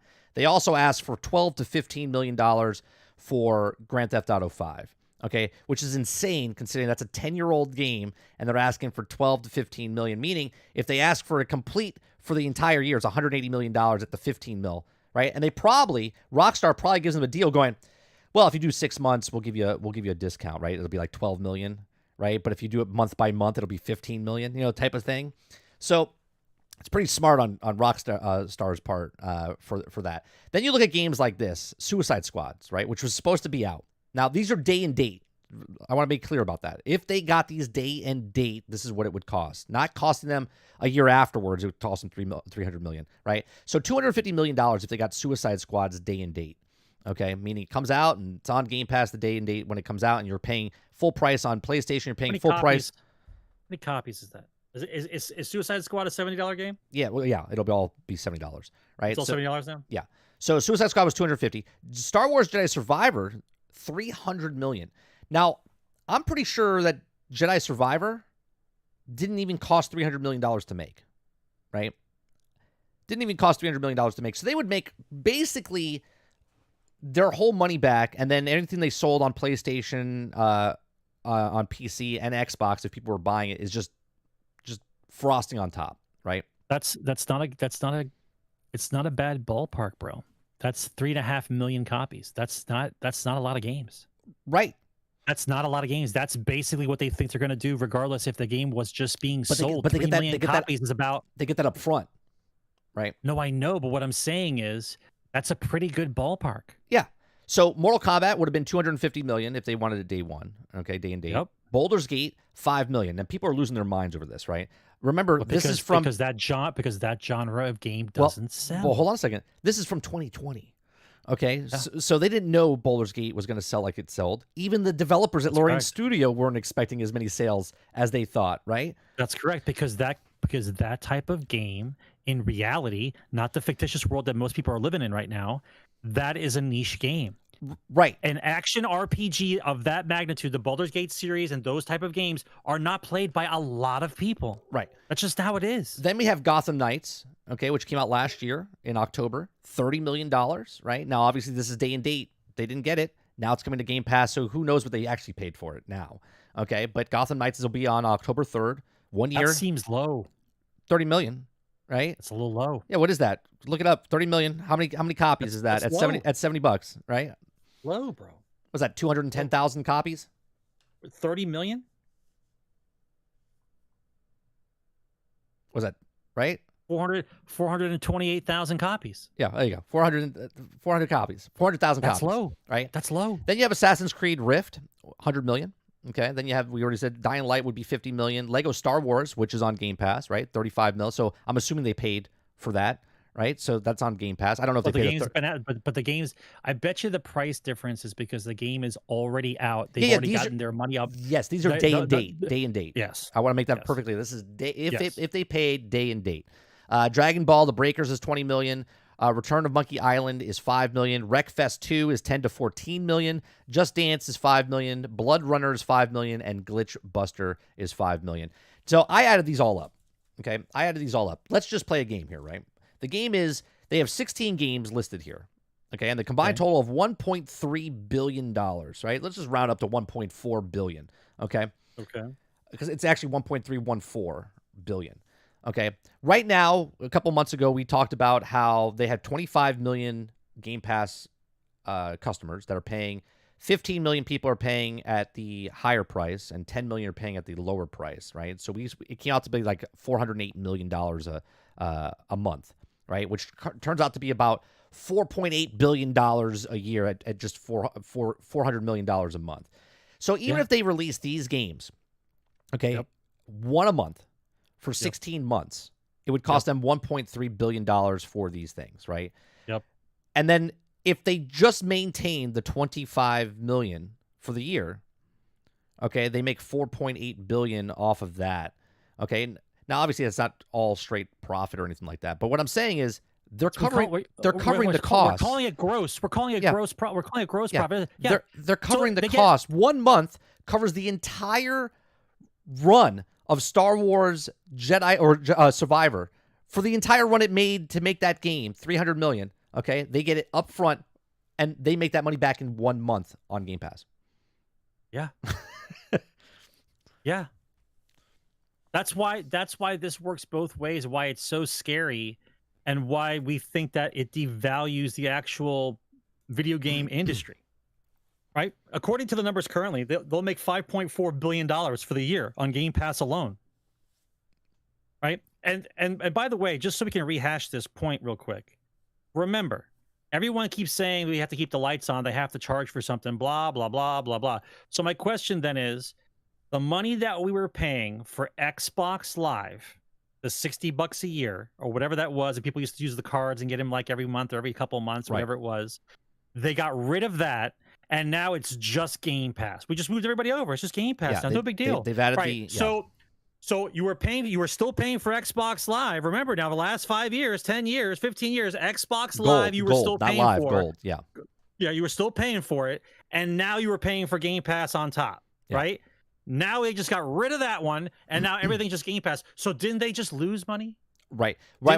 Didn't the 35 million people who have an Xbox who just stopped paying for Xbox Live and now just all of a sudden pay for Game Pass, aren't we missing out on that money? Or does that matter now because that money was bullshit to begin with? Well, I just thought about this the other day, right? So there was 1 million people that bought it on PC that paid $100, right? They paid $100 on, and then there's people on Xbox. Well, a total of people, right?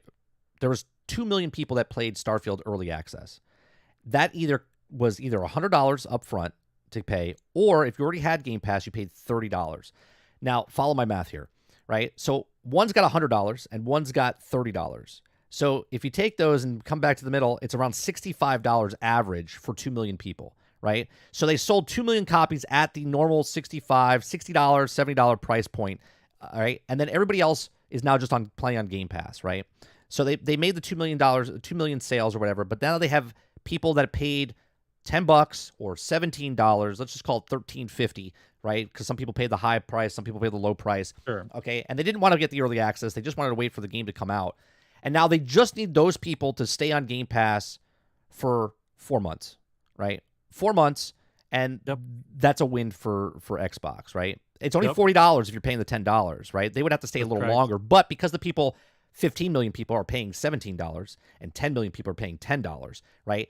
It averages out. So they only needed them to be on the program for 4 months. Well, now Gotham Knights is coming out, right? So if someone's on the thing, they're like, oh, I got in for Starfield, and they're like, oh, you know what? I've never played Gotham Knights. I'm going to stay on for a month and play for Gotham Knights. And then all of a sudden another game comes out, and they're like, oh, I'm going to stay on for this game because I've never played it, and now it's coming out. That's I'm why going to try it out.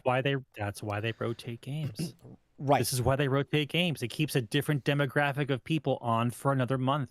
Right. Because you have a game to play in in an industry where a game doesn't come out every couple months anymore. We have to wait 6 months to a year before a really good game that you happen to like will come out. So the best way for us to take the average gamer and give the average gamer purchasing power into as many people as possible is to basically charge the amount of 3 games in Game Pass if you had it for an entire year. And I elevate the entire gaming market, because now I have everybody in my ecosystem has automatically bought 3 games this year before they buy anything else. Right. And before they buy any microtransactions. Right. That's what Mo says. Right. This is no micros, no Right. DLCs. This is just people that are this just is straight. So what do you think happens when they open up the stores for Starfield? Right. I see basically a GTA event happening once Or they open up the Motorsports, store. right? When Forza Motorsports comes out and they have the store, right? They make a lot of money off of these stores with like Forza Horizon with the skins, Minecraft, Yes, they do. Minecraft Dungeons, all of these things, right?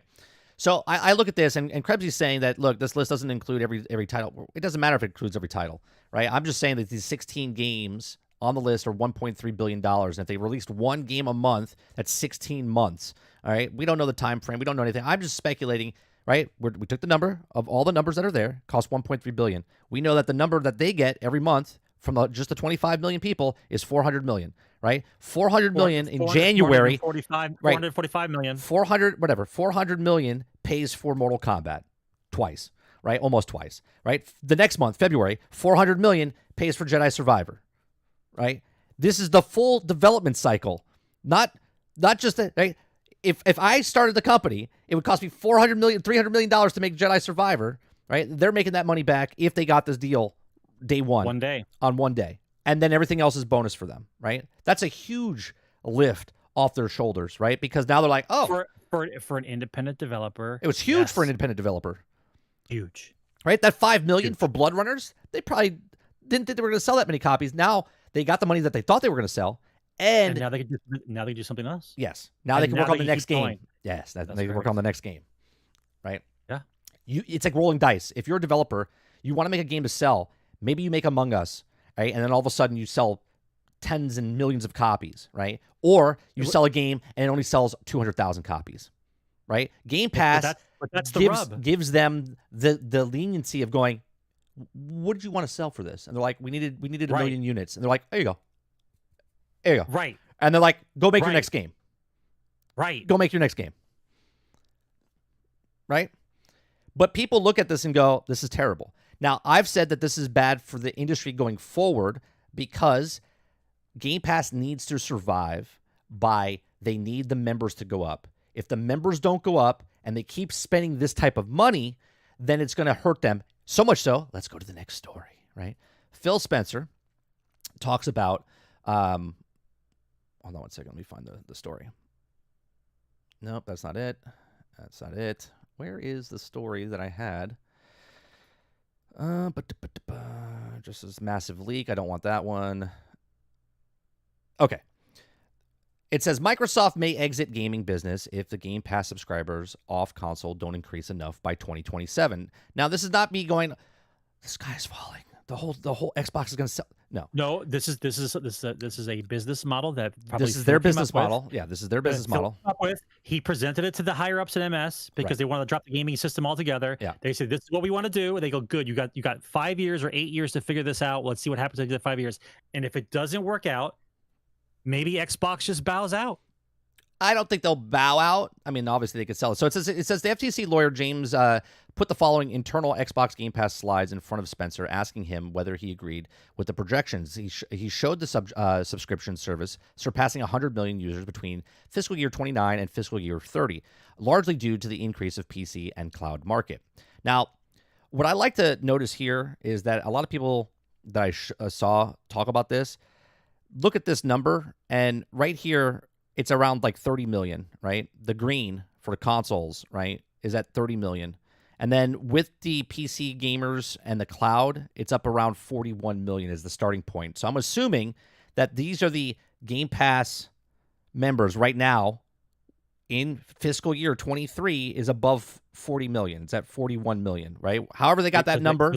Because they moved everybody over. Whatever that number is, that's where they're starting at, 41. If that's true, we're at 25 the last time we heard.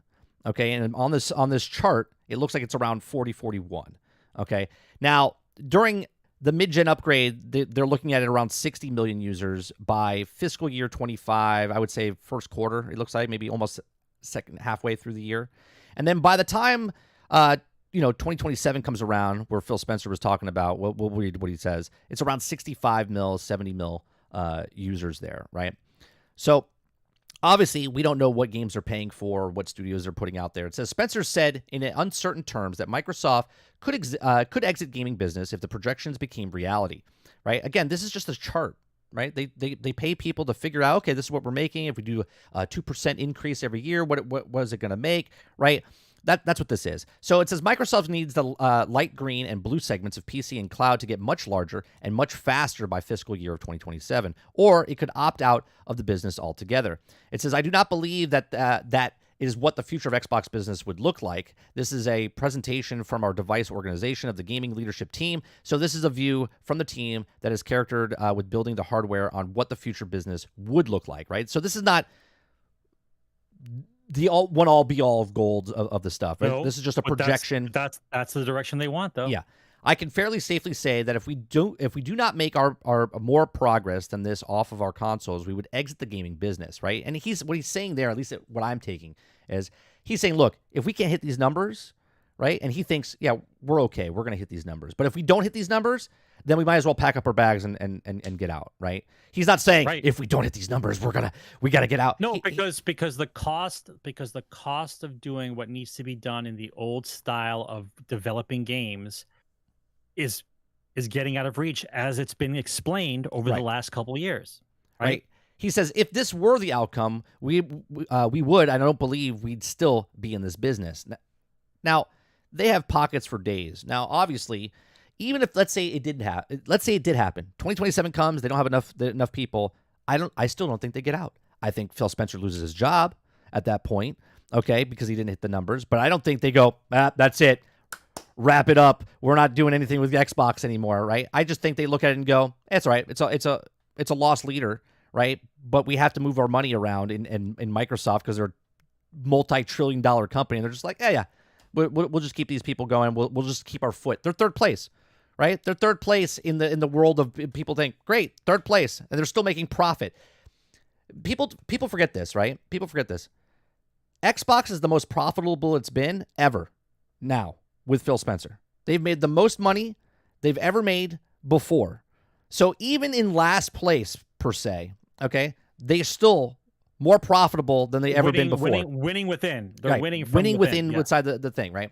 So now there's a reason to believe Spencer may have exaggerated a bit. Okay, Microsoft stressed throughout the FTC investigation that later the federal court and the acquisitions of Activision Blizzard was critical to the plans to grow the mobile and cloud markets. Otherwise, it might as well exit the gaming business. Look, this is all when you play up stuff, you want people to pull out their strings and stuff. He's like, look, if we don't make this, we might as well just pack up our bags, right? It's just that's what I read from that, right? I don't know. It's the football speech. Yeah. Right.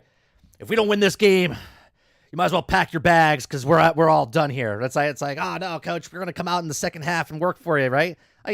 That's the way I look at it. Now, obviously, could they belly up? Sure. Do I think it's gonna happen? No, because the gaming industry is just getting more and more people every single year. Okay. Now they're not selling consoles more and more every single year, but I've also been in saying that there's gonna be less console and more other devices, right? If it's that Keystone that comes out, if it's the Samsung TV, if it's your iPhone that's coming out that plays video games on it now at native, right? They want more people in the ecosystem without having to buy a device to be in the ecosystem. Yeah. Did I tell you that my friend is playing Starfield on an Xbox One?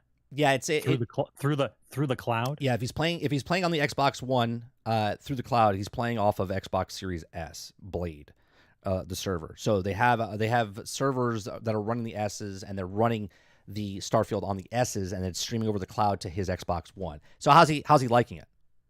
He says he has no problems. Interesting. I haven't tried it yet. He says he has the normal Bethesda things with the that happen, glitches, but he says he doesn't have any major problems. Look, And People, I'm like, that's incredible. people don't believe me. I'm not playing off the Xbox One. I don't want to derail the conversation. No, it's okay. I needed to get that out because I was going to forget about it. It's okay. Forget about When I come down south and visit mom, I play on my iPad through the cloud. I never have any issues. Right? Never have any issues. I mean, I'm not playing multiplayer games either, right? So I'm not an idiot. I'll play single player games, and I have no problems. Like it works wonders. Okay, so let's continue on. We already talked about that. Phil Spencer. Phil Spencer addresses the massive Xbox leak, and he will share the real plans when they're ready.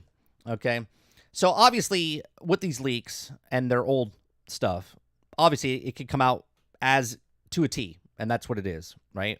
Or, as I said on my stream earlier this week, I was like, I don't know about you, Sarge, but when I make plans for the weekend, sometimes I don't even get to the weekend, and my plans change. So I can't imagine that a multi-trillion-dollar business, that stuff that's out there doesn't change. Okay, like literally, like a wind direction change. They're like, oh, yeah, we're not doing that anymore, and we're leaving it. But that's why I said that leak list doesn't mean anything. Right. That's exactly the same thing. Yeah.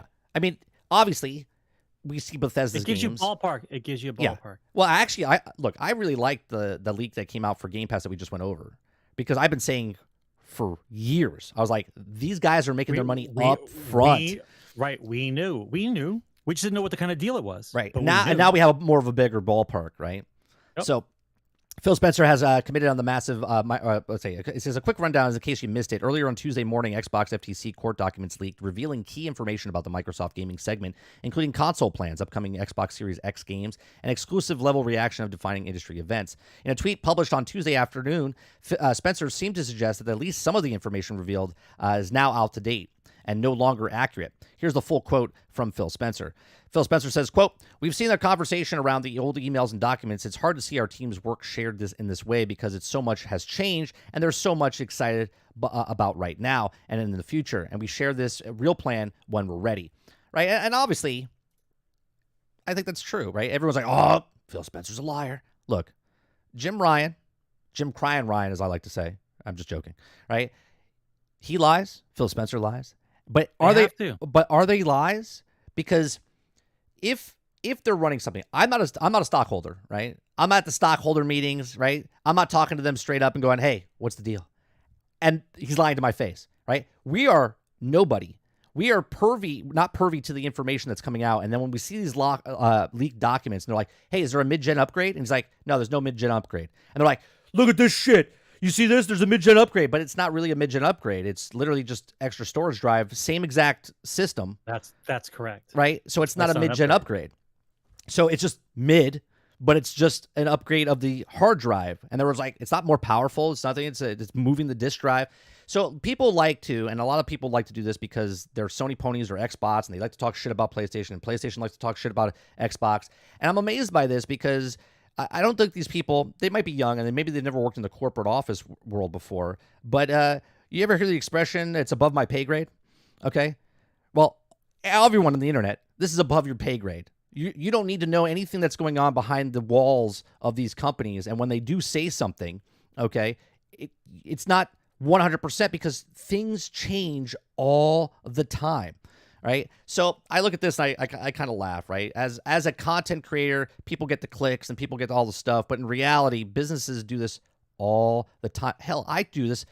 The other day, my plan was I was going to stream Starfield. But at the last second, I decided, fuck it. I'm going to stream the first Ascendant, right? Things change, right? And I'm just one person. Now imagine that you run multiple companies, multiple billion-dollar companies, and you have electronics and shipments of stuff and people working on games. I'm surprised more shit doesn't come out. I'll be honest with you, with all the amount of stuff that happens, right? Oh, yeah. It's a refresh, not a mid-gen, right? Brain says, "I think the new design is to start to break the stigma of the Xbox as a gaming console, and they want the entertainment nexus." Yeah, I honestly look. I've been saying for years, Brain, they're not selling consoles anymore. They're selling Game Pass. They want people to get Game Pass no matter where you want it. They don't care if you play on PC. They don't care if you play on mobile phones. They don't care, right? So there was another thing that they wanted to purchase Steam, Sarge, right? This was another thing that people were like, they're like, "Oh, Microsoft's going to purchase Steam and they're going to purchase Nintendo. This is back in 2020. This is when they were looking around, shopping around, going, all right, who's right? Who's right for us, right? Can we buy Nintendo, right? And then the people that don't know, they're like, Nintendo can't be bought. There's no way they'll buy. Everyone has a price. Everybody has a price. Now, in 2020, Nintendo shot up through the roof because everyone was stuck in their houses and we couldn't go anywhere. And then the mobile device, and they sold like 20 million units of Animal Crossing, okay, and all this other stuff. And yeah, Nintendo doesn't need to sell. Could they sell? 100%. They're not protected by Japan. They're not doing tech stuff where they're making tanks and doing other things. They're just Nintendo making video games, right? They're not making LCDs for military governments or anything like that. Just Nintendo is Nintendo. They're just a gaming company, right? They're not on the list. I looked, okay? So they could purchase it. But when he said it's the white whale, right? That's like his what's the expert what's the Coup de grace? coup de grace, right? Like that's his. Is that what you're trying to say? Yeah, I don't know if that fits it. I don't know if that's it, but it is his white whale. Like he wants in his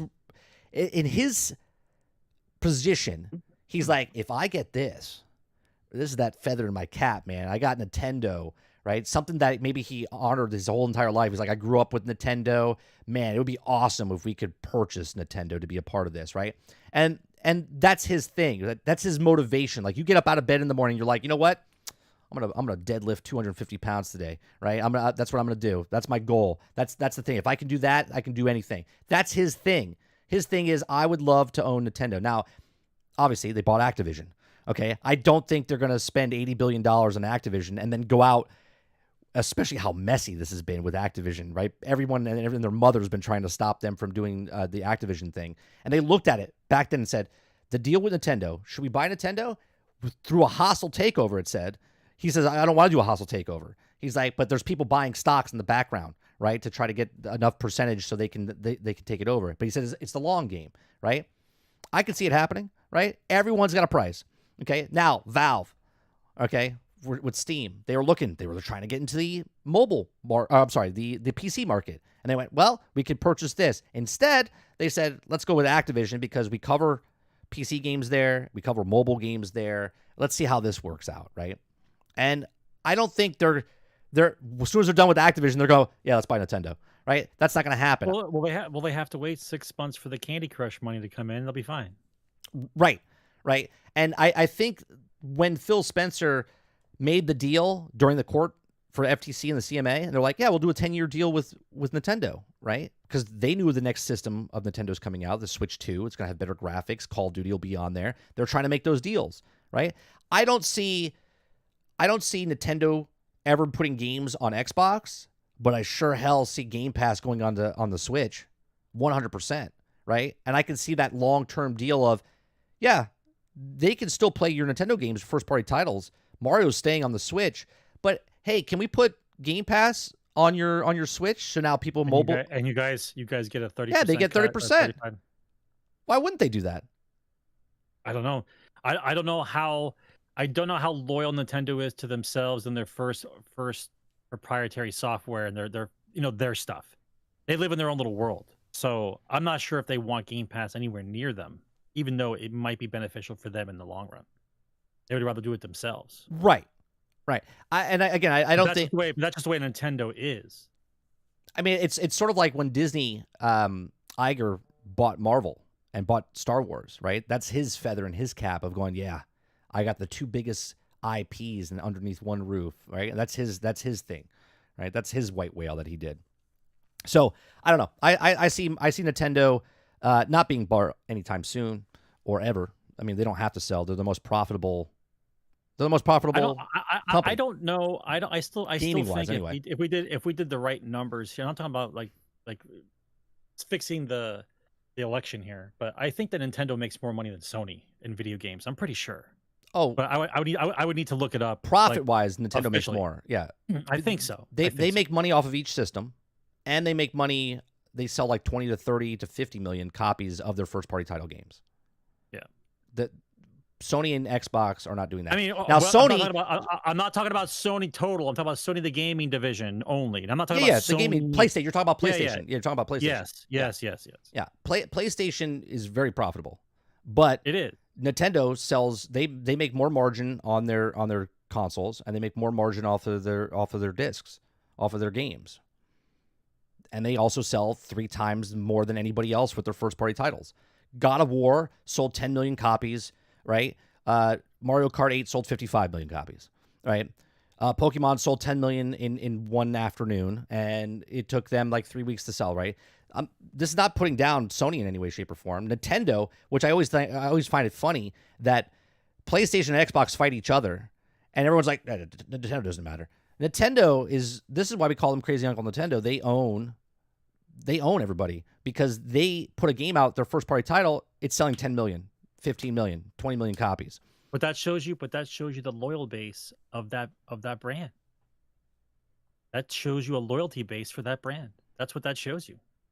Yeah, to come out with yet another Mario game and to sell 55 million copies, that blows away COD numbers. Right. Just off the 100 COD. Think about this. They were crying for 9 months about how COD is the deal breaker for the Activision Blizzard deal, and that's a 30 million copy sold game. And Nintendo does 55 million of Nintendo. The opt-in rate, right? They have 127 million Switches out there, and Mario Kart's been sold 55 million. That's insane for the amount of consoles that are out there for the thing. Yeah. We've talked about this weeks ago, right? That's insane for that type of stuff. I think that's the last thing. The stories that we missed that we don't have time for. We're going to take questions. And then we'll end the show. We didn't talk about the Unity overhaul controversy price hike after the game developers revolted.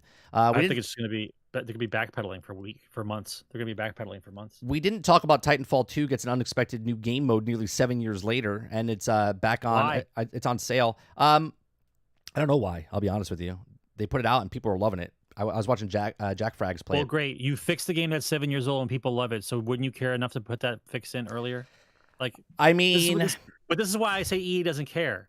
A lot of these developers don't care, or the publishers don't care. I'll rephrase that. The publishers don't care. If you fixed a problem in Titanfall from 7 years ago and everyone loves it, and they start playing Titanfall, they loved it when it came out. Wouldn't that have been something that should have been done They earlier? stopped supporting it, and then the hackers took over. Hackers destroyed the game because it wasn't getting fixed. So they basically held it hostage for the longest time, and then all of a sudden it got fixed out of the blue. And then it was on sale on PC. I think it was like $3 this past week. It's a fantastic game. The story mode alone is worth the price of admission. I remember Titanfall. Right, Titanfall 2. So, and I think that's the only story that we missed today. That sales chart you guys are talking about, I didn't want to bring up that chart up on screen because there's so many things that we don't know exactly, and people just look at the number and say, oh, this is third place, this is first place. There's so many misinformation of that. I'm gonna let that just be. All right, it doesn't matter who's in first, second, or third. I know for a fact that Nintendo is very profitable. They make money. They don't lose money on their consoles, and they sell the most video games. These are facts. Okay, they sell more software than PlayStation. They sell more software than Xbox. They sell more software. This is why they keep pumping out first-party titles. This is why you always see Mario. This is why you always see Zelda, right? It's uncanny how good they sell. They have more first-party title games, over 20 million units sold than anybody else. I think it's a sign that Titanfall 3 might be coming. Well, Apex Legends is Titanfall 3. It's in the same world. They stopped working on Titanfall 3. Titanfall 3 was, I think, 7 months in development, and then they just shit-canned it because of Apex Legends. So, hopefully... Well, that's because I'm sorry, what was the development team that made Apex? Respawn. The one that's... Respawn. Yeah, Respawn has needed to save somebody again, right? Somebody was floundering, and so Respawn had to save them again. So they took a broken Titanfall game, turned it into Apex Legends, and made $1 billion. Right. Mo says, Mike, it matters, damn it. Nintendo is #1 in profit. But I didn't need a chart to tell me that, right? We look this up all the time. They sell more first-party title games than anybody else in the industry since the beginning of time till now, right? Nintendo, this is why Nintendo can do what they want. Everyone makes a system, they make a portable unit. I don't have a problem with Nintendo. Nintendo saved video games. Yeah. For those of you that weren't alive during the great video game crash of the early 1980s and mid 1980s, like video games were on the way out. Like they were going to die. Like video games were on the way out. Like they flooded the market, they destroyed everything. Nobody wanted to care about the games anymore. Overpriced, prices of shit, whatever. And then Nintendo came out. I remember going berserk with my parents trying to get a Nintendo. Going berserk, wanting that system that bad. Because it was a gateway into having an actual arcade into your house. Right. Right? Because all the games that were in the arcade at the time, Nintendo had. All the Nintendo games that were in the arcade, you could play on your home system. I didn't put the question thing up today in the chat, but if you do it like Quest did and just put at 30Q, I'll read your question in chat. Quest says, question: Would more Final Fantasy games help get subscribers for Game Pass? Sure, because one, a lot of people didn't play, and they did the Tokyo Game Show this morning. I watched it, right, and they marketed Game Pass 3 times on Game Pass PC, right? They know that market plays more games on PC, okay, than console. They know the console over there is predominantly PlayStation. They put out a special where if you were either at Tokyo Game Fest or you were watching the show for 100 yen, which I think is $1. Is it not? I think is that the ratio? I don't know the trade. I don't know the trade, but they did a special of 100 yen. Okay, gets you Game Pass now, right? So they're pushing the whole Tokyo Game Show. They showed JRPG after JRPG after JRPG throughout the whole entire show and said they're on Game Pass, they're on Game Pass, they're on Game Pass. Microsoft's ability to they needed 2 things. They needed the mobile market and they needed to be out in the PC market and they needed to get into Japan, right? And they're doing all 3 of those things. They're trying to get more people to come onto Game Pass to get that number up. They'll do anything. This is the lost leader until it makes and it's making profit, by the way. It's making profit, but they're spending way more money right now to push it out there to try to get more people to get that number up to 50 to 60 to 70 million. Anybody else have a question? Put it in chat. You know, I played when I played Final. What is it? Is it 15? I think 15 it was 15 that came out on the Xbox, right? Final Fantasy 15. Yeah. When I played that game, for some reason, I think I played it in a giant brain fog because I don't remember the game. Like I don't remember. You should talk about it. I asked you. I don't remember playing it. I don't remember finishing it. Well, what year did it come out? We can go back to GXG episodes and watch you talk about it. I'm pretty sure Destiny was out. I think it came out in 2016. Was it 16? I'm pretty sure it was a Destiny thing. I think Final Fantasy 15. I'm just saying it's like I really enjoyed the game, but I don't remember. Like the one thing I never got a chance to do in that game was fight the mountain. Oh, that's 15. The mountain was a giant tortoise. I never got that guy. Yeah, it came out 2016. I never got the tortoise to come out of the mountain. It was November 29, 2016, Krebsy. I don't remember. I never fought that boss. It was like the hidden boss in the Final Fantasy VII game that I never got to fight until years later. Yeah, like the whole mountain was a turtle. I was gonna pick it up and play it, and then I was just like, yeah, I don't have time for that. I was way too far into Destiny at that point. That was Destiny 1 time. I played that game for 25 hours before I realized that your guys had a special move. like your actual boy band guys, they actually have some kind of super special. I didn't even know that. It was 25 hours in before I realized it was a super special power move. Yeah, I remember when you were your kids and you played Final Fantasy, and then I picked up Final Fantasy, and 3 was the first one I played, and I loved it. And to this day, I still whistle. Is it 3 or is it 2 in the American version? No, it was Final Fantasy 3 on the N60, the Super NES. Super NES. So, talking American, not Japanese. Correct. Yeah. I had Final Fantasy on the 8-bit Nintendo, and then I had Final Fantasy 2, Final Fantasy 3. Right, I'm trying to remember if there was a Final Fantasy 4 for Nintendo. I can't remember. I think it was just 2 and 3. I think it was 3. I think it was 2 and 3. Then they stopped making it on the Nintendo. And it was on PlayStation. And then when I got a PlayStation, I was back for 7. Yeah, 4 discs. Was it 4 discs? Final Fantasy 7 was 4 discs. Yeah, it was like 4 discs. Yeah. Let's see. What's some of the things you want? Oh, yeah, Division 3. We forgot. Real quick, right? We played Division 1 and Division 2. They announced Division 3. right? It's I don't know, happening. man. Division 3 is happening. Okay. I don't. The What's the other guy game who coming out? Julian, I think is his name, or Jules. He's the guy who worked on Division originally, right, and then left, and then worked on Star Wars Outlaws, which I'm super excited about. And this is the guy that was in that interview that we watched that had like super passion, like he was passionate as hell talking about the Star Wars Outlaws. And I was like, man, his passion is selling me on this game, right, because of all the stuff they're doing. Well, once this launches, Outlaws launches, which is supposed to be like February, March time, or early next year. We don't know the exact date, but that's when it's supposed to happen.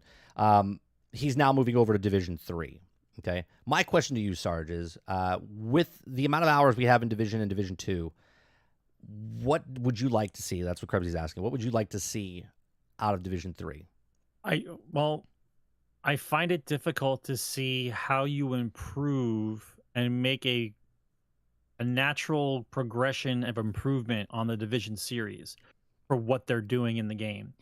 Because of the game's basis on reality, I don't know what you could add to that game to make you want to play another round of Division. Right, Division. You know what I mean? Yeah, it's the same. It's like even though it's Division but, 3, it's the same game. Like let's just go through just the where basics. do you raise the bar? What they've already done. What would you do that would say, oh wow, I have to get this now? It would be the same weapons. The weapons are based in reality. Yeah. The new skills.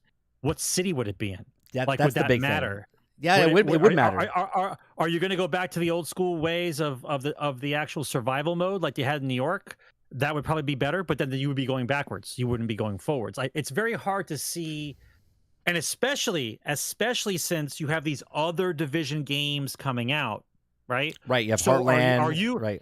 Are you going to make these other 2 Division games make people want to play it, and then you think you're going to top that with this another Division game? Or when you come out, you have Division burnout at this point because I've played Heartland and this, and like, what am I doing? What does this game provide? Right. What does Division 2? What would be the purpose of Division 2? Why do I want that game? Division 3. What's the story? Because I already see their the haphazard story they're doing now that they don't care, right?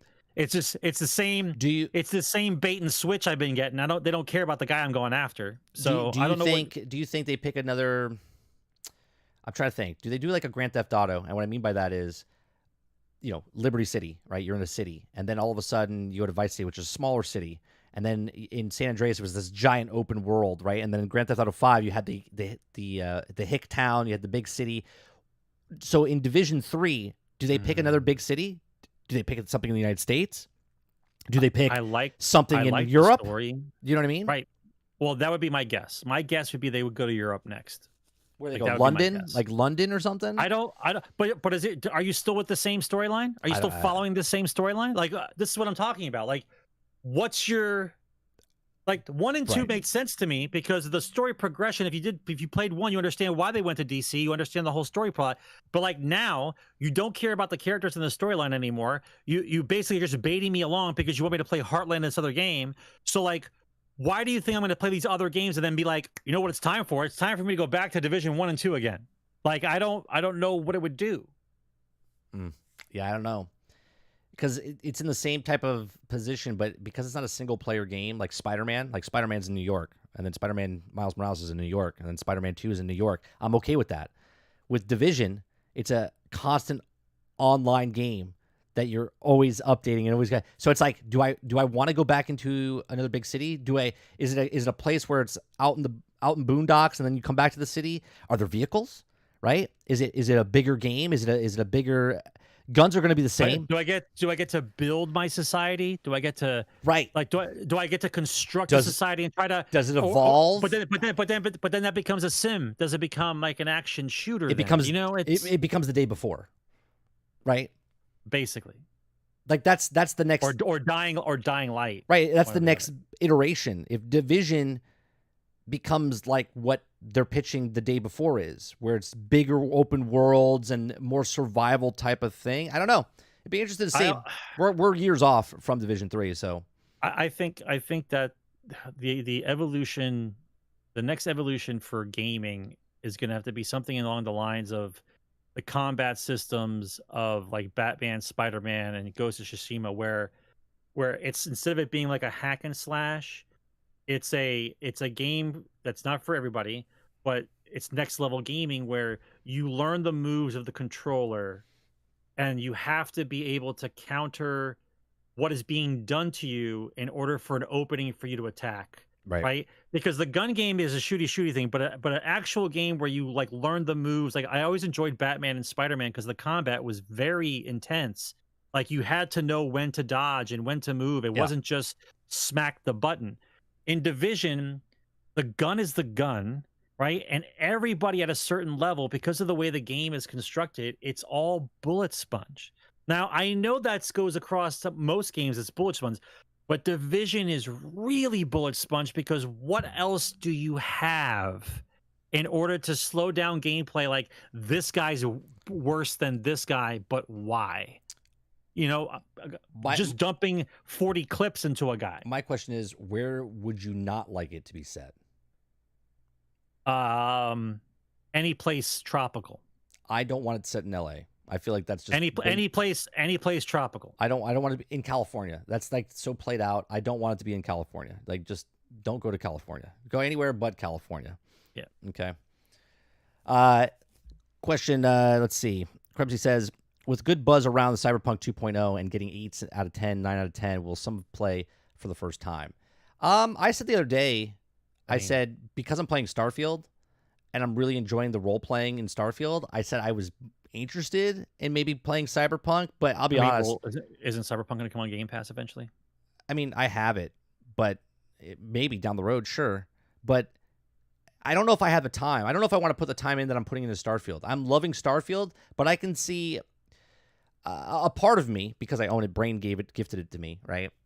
I don't want to play it just out of spite because of when it came out, it wasn't ready after they said it was going to be ready. And I feel like I'm good. But people tell me that it's a really good game now, but it's a really good game 2 years after. And that's what kind of irks me about the whole thing. But I have it, and I probably will play it at some time. So to answer your question, yeah, I'll probably jump into it at some time. What about you, Sarge? You ever going to go play Cyberpunk? I mean, I say to myself, yes, but the way the time and the clock work, to be able to sit down and want to play that game and have time to play that game, something else will always come up. That's just how this goes. Like I started playing Star Control 3, right? A sci-fi game, PC, old game. I never really finished it when I was younger, and I got it on sale on Steam, and I wanted to play through it. And I'm like maybe halfway through the game, and then Starfield came out. And like I don't see myself going back to that game probably for at least a year. You know, because something else will always come up. Something else always does come up. Yeah. It's hard to go back, especially when I set the precedent for myself of what that game was, and I'm like, I was excited for it. I'm like, I understand all the hype.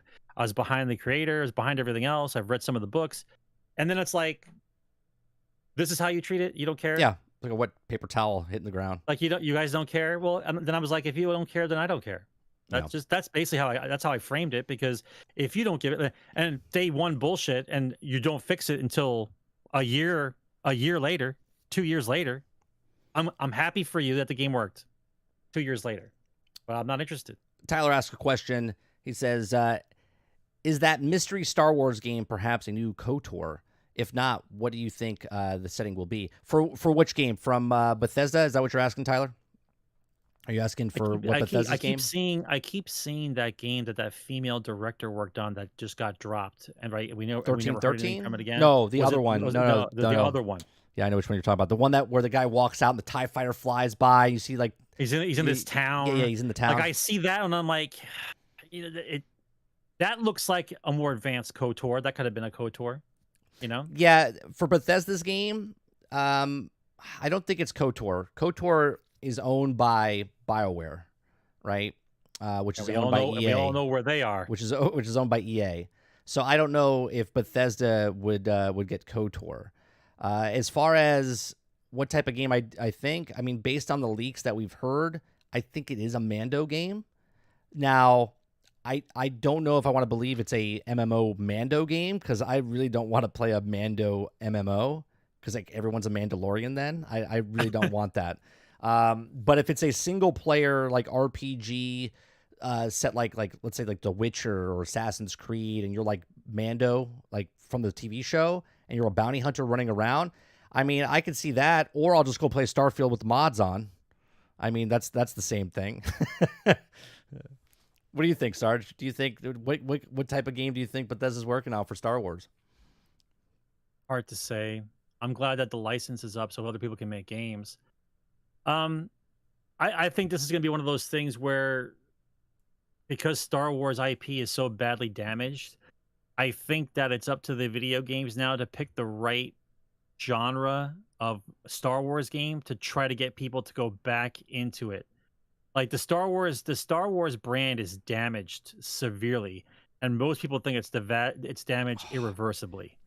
So I think that the only way that you get people to go back to Star Wars is a proper development team releasing a proper Star Wars game that gets people excited about Star Wars again. Outlaws, I think, has a real shot. But as far as everybody out in the woodwork, like you basically release the Hounds.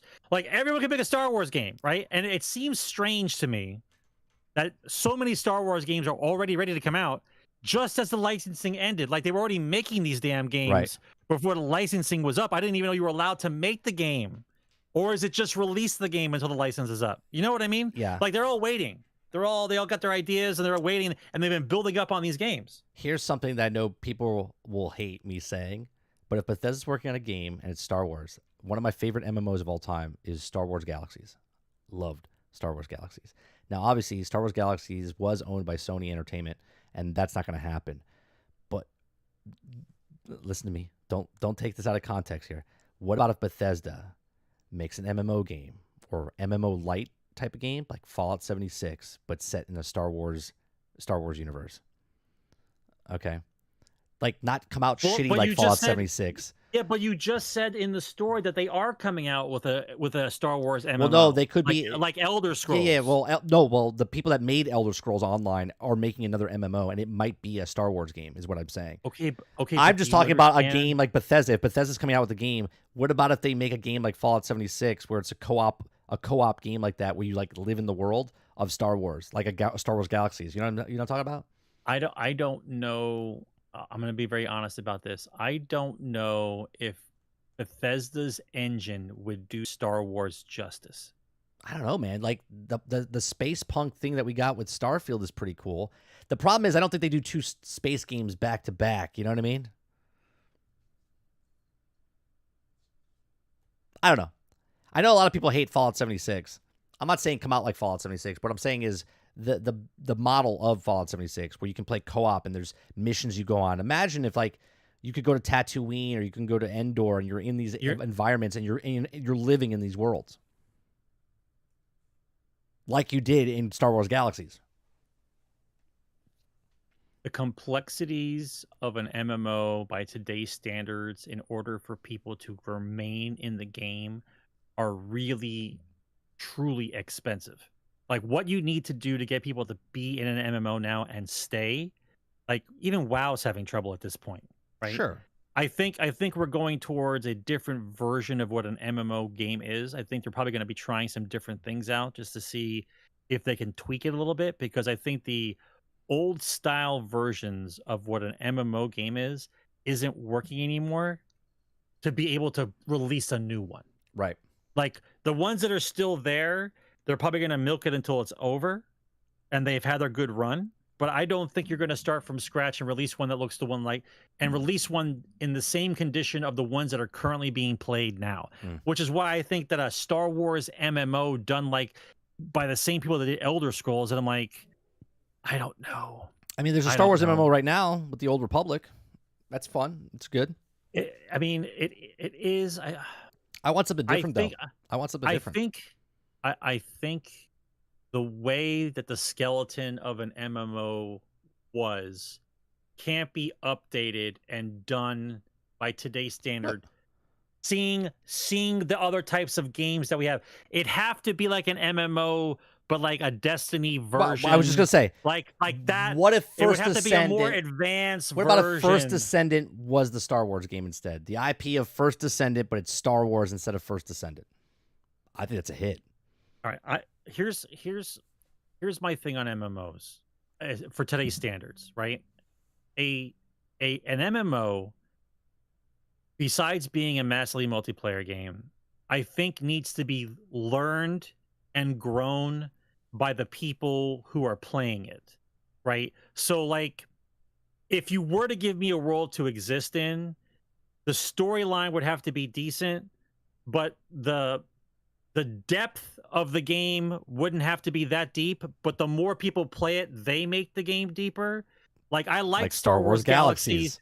I like Star Wars Galaxies because the only way you got a better gun was if somebody trained to make guns and then made a better gun, right? So the economy there was, I like guns, I Right. want to make guns and be a billionaire making guns. And so then you start your own economy. Another guy makes guns, then you start doing the price wars, and it becomes like a real economy because you're the one starting the business. Right. Like, you're the one making the game.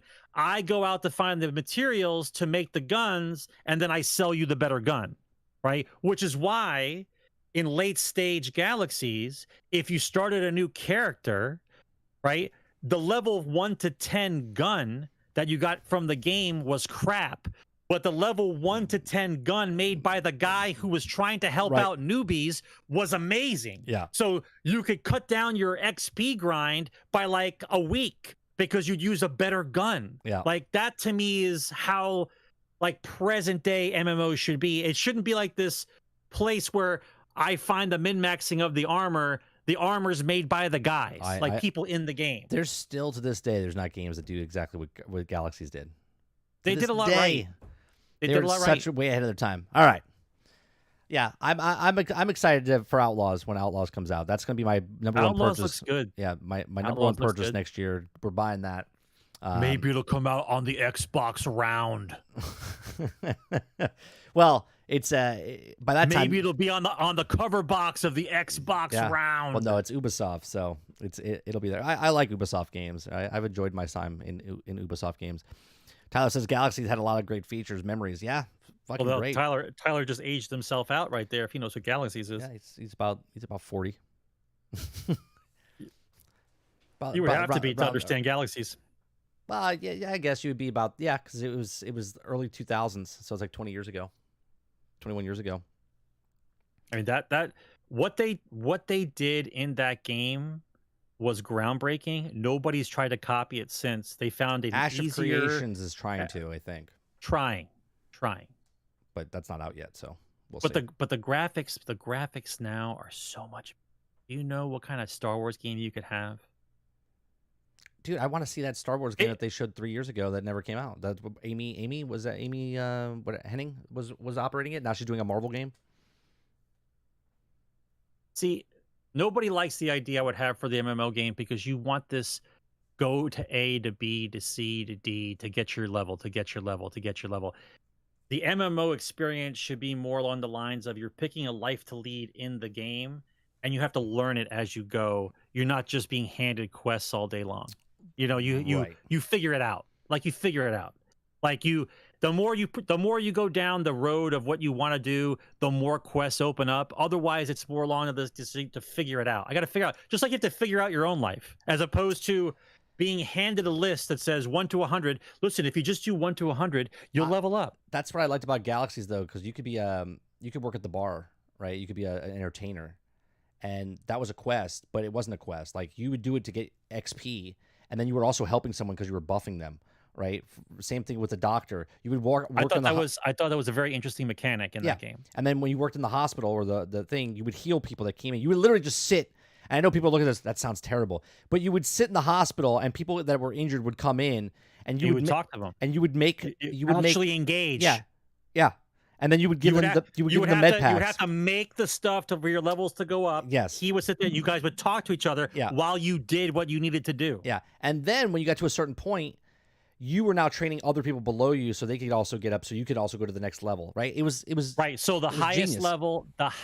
level character in a Star Wars Galaxy game meant that he had to tutor at least 100. Had a mentor other people. Yeah, he had to mentor 100 other people in order for him to reach the level that he's at. Yeah, it's a self-gratifying thing. That's how that game worked. Yeah, it was great. All right. Generation X Gaming is a weekly podcast that goes over a few of the top stories in the past week, and we rant along the way. You can listen to us here on 30NSG on YouTube on Thursdays at 8 p.m., or you can listen to us after the fact on iTunes, Google Play, Spotify, Anchor.fm. We do appreciate you very much for coming out and hanging out with us. If you'd like to help us out, hit that like button down below. If you don't know where the like button is, it's the one next to the down button. That's the like button. If you'd like to go above and beyond that, you become a subscriber. We do multiple shows. We do live shows Monday through Thursday from 10 o'clock in the morning till noon Eastern. We also do Let's Plays from 8 p.m. to about midnight, Monday through Wednesday. And then we do this podcast over here. And then we also do uploads. And then we do bonus on the weekends as well. So lots of content. If you'd like to go above and beyond that, you can help us out here as little as $5 as a membership. And we do appreciate you very much. We'll see you guys on the next one. Peace. Game on, guys.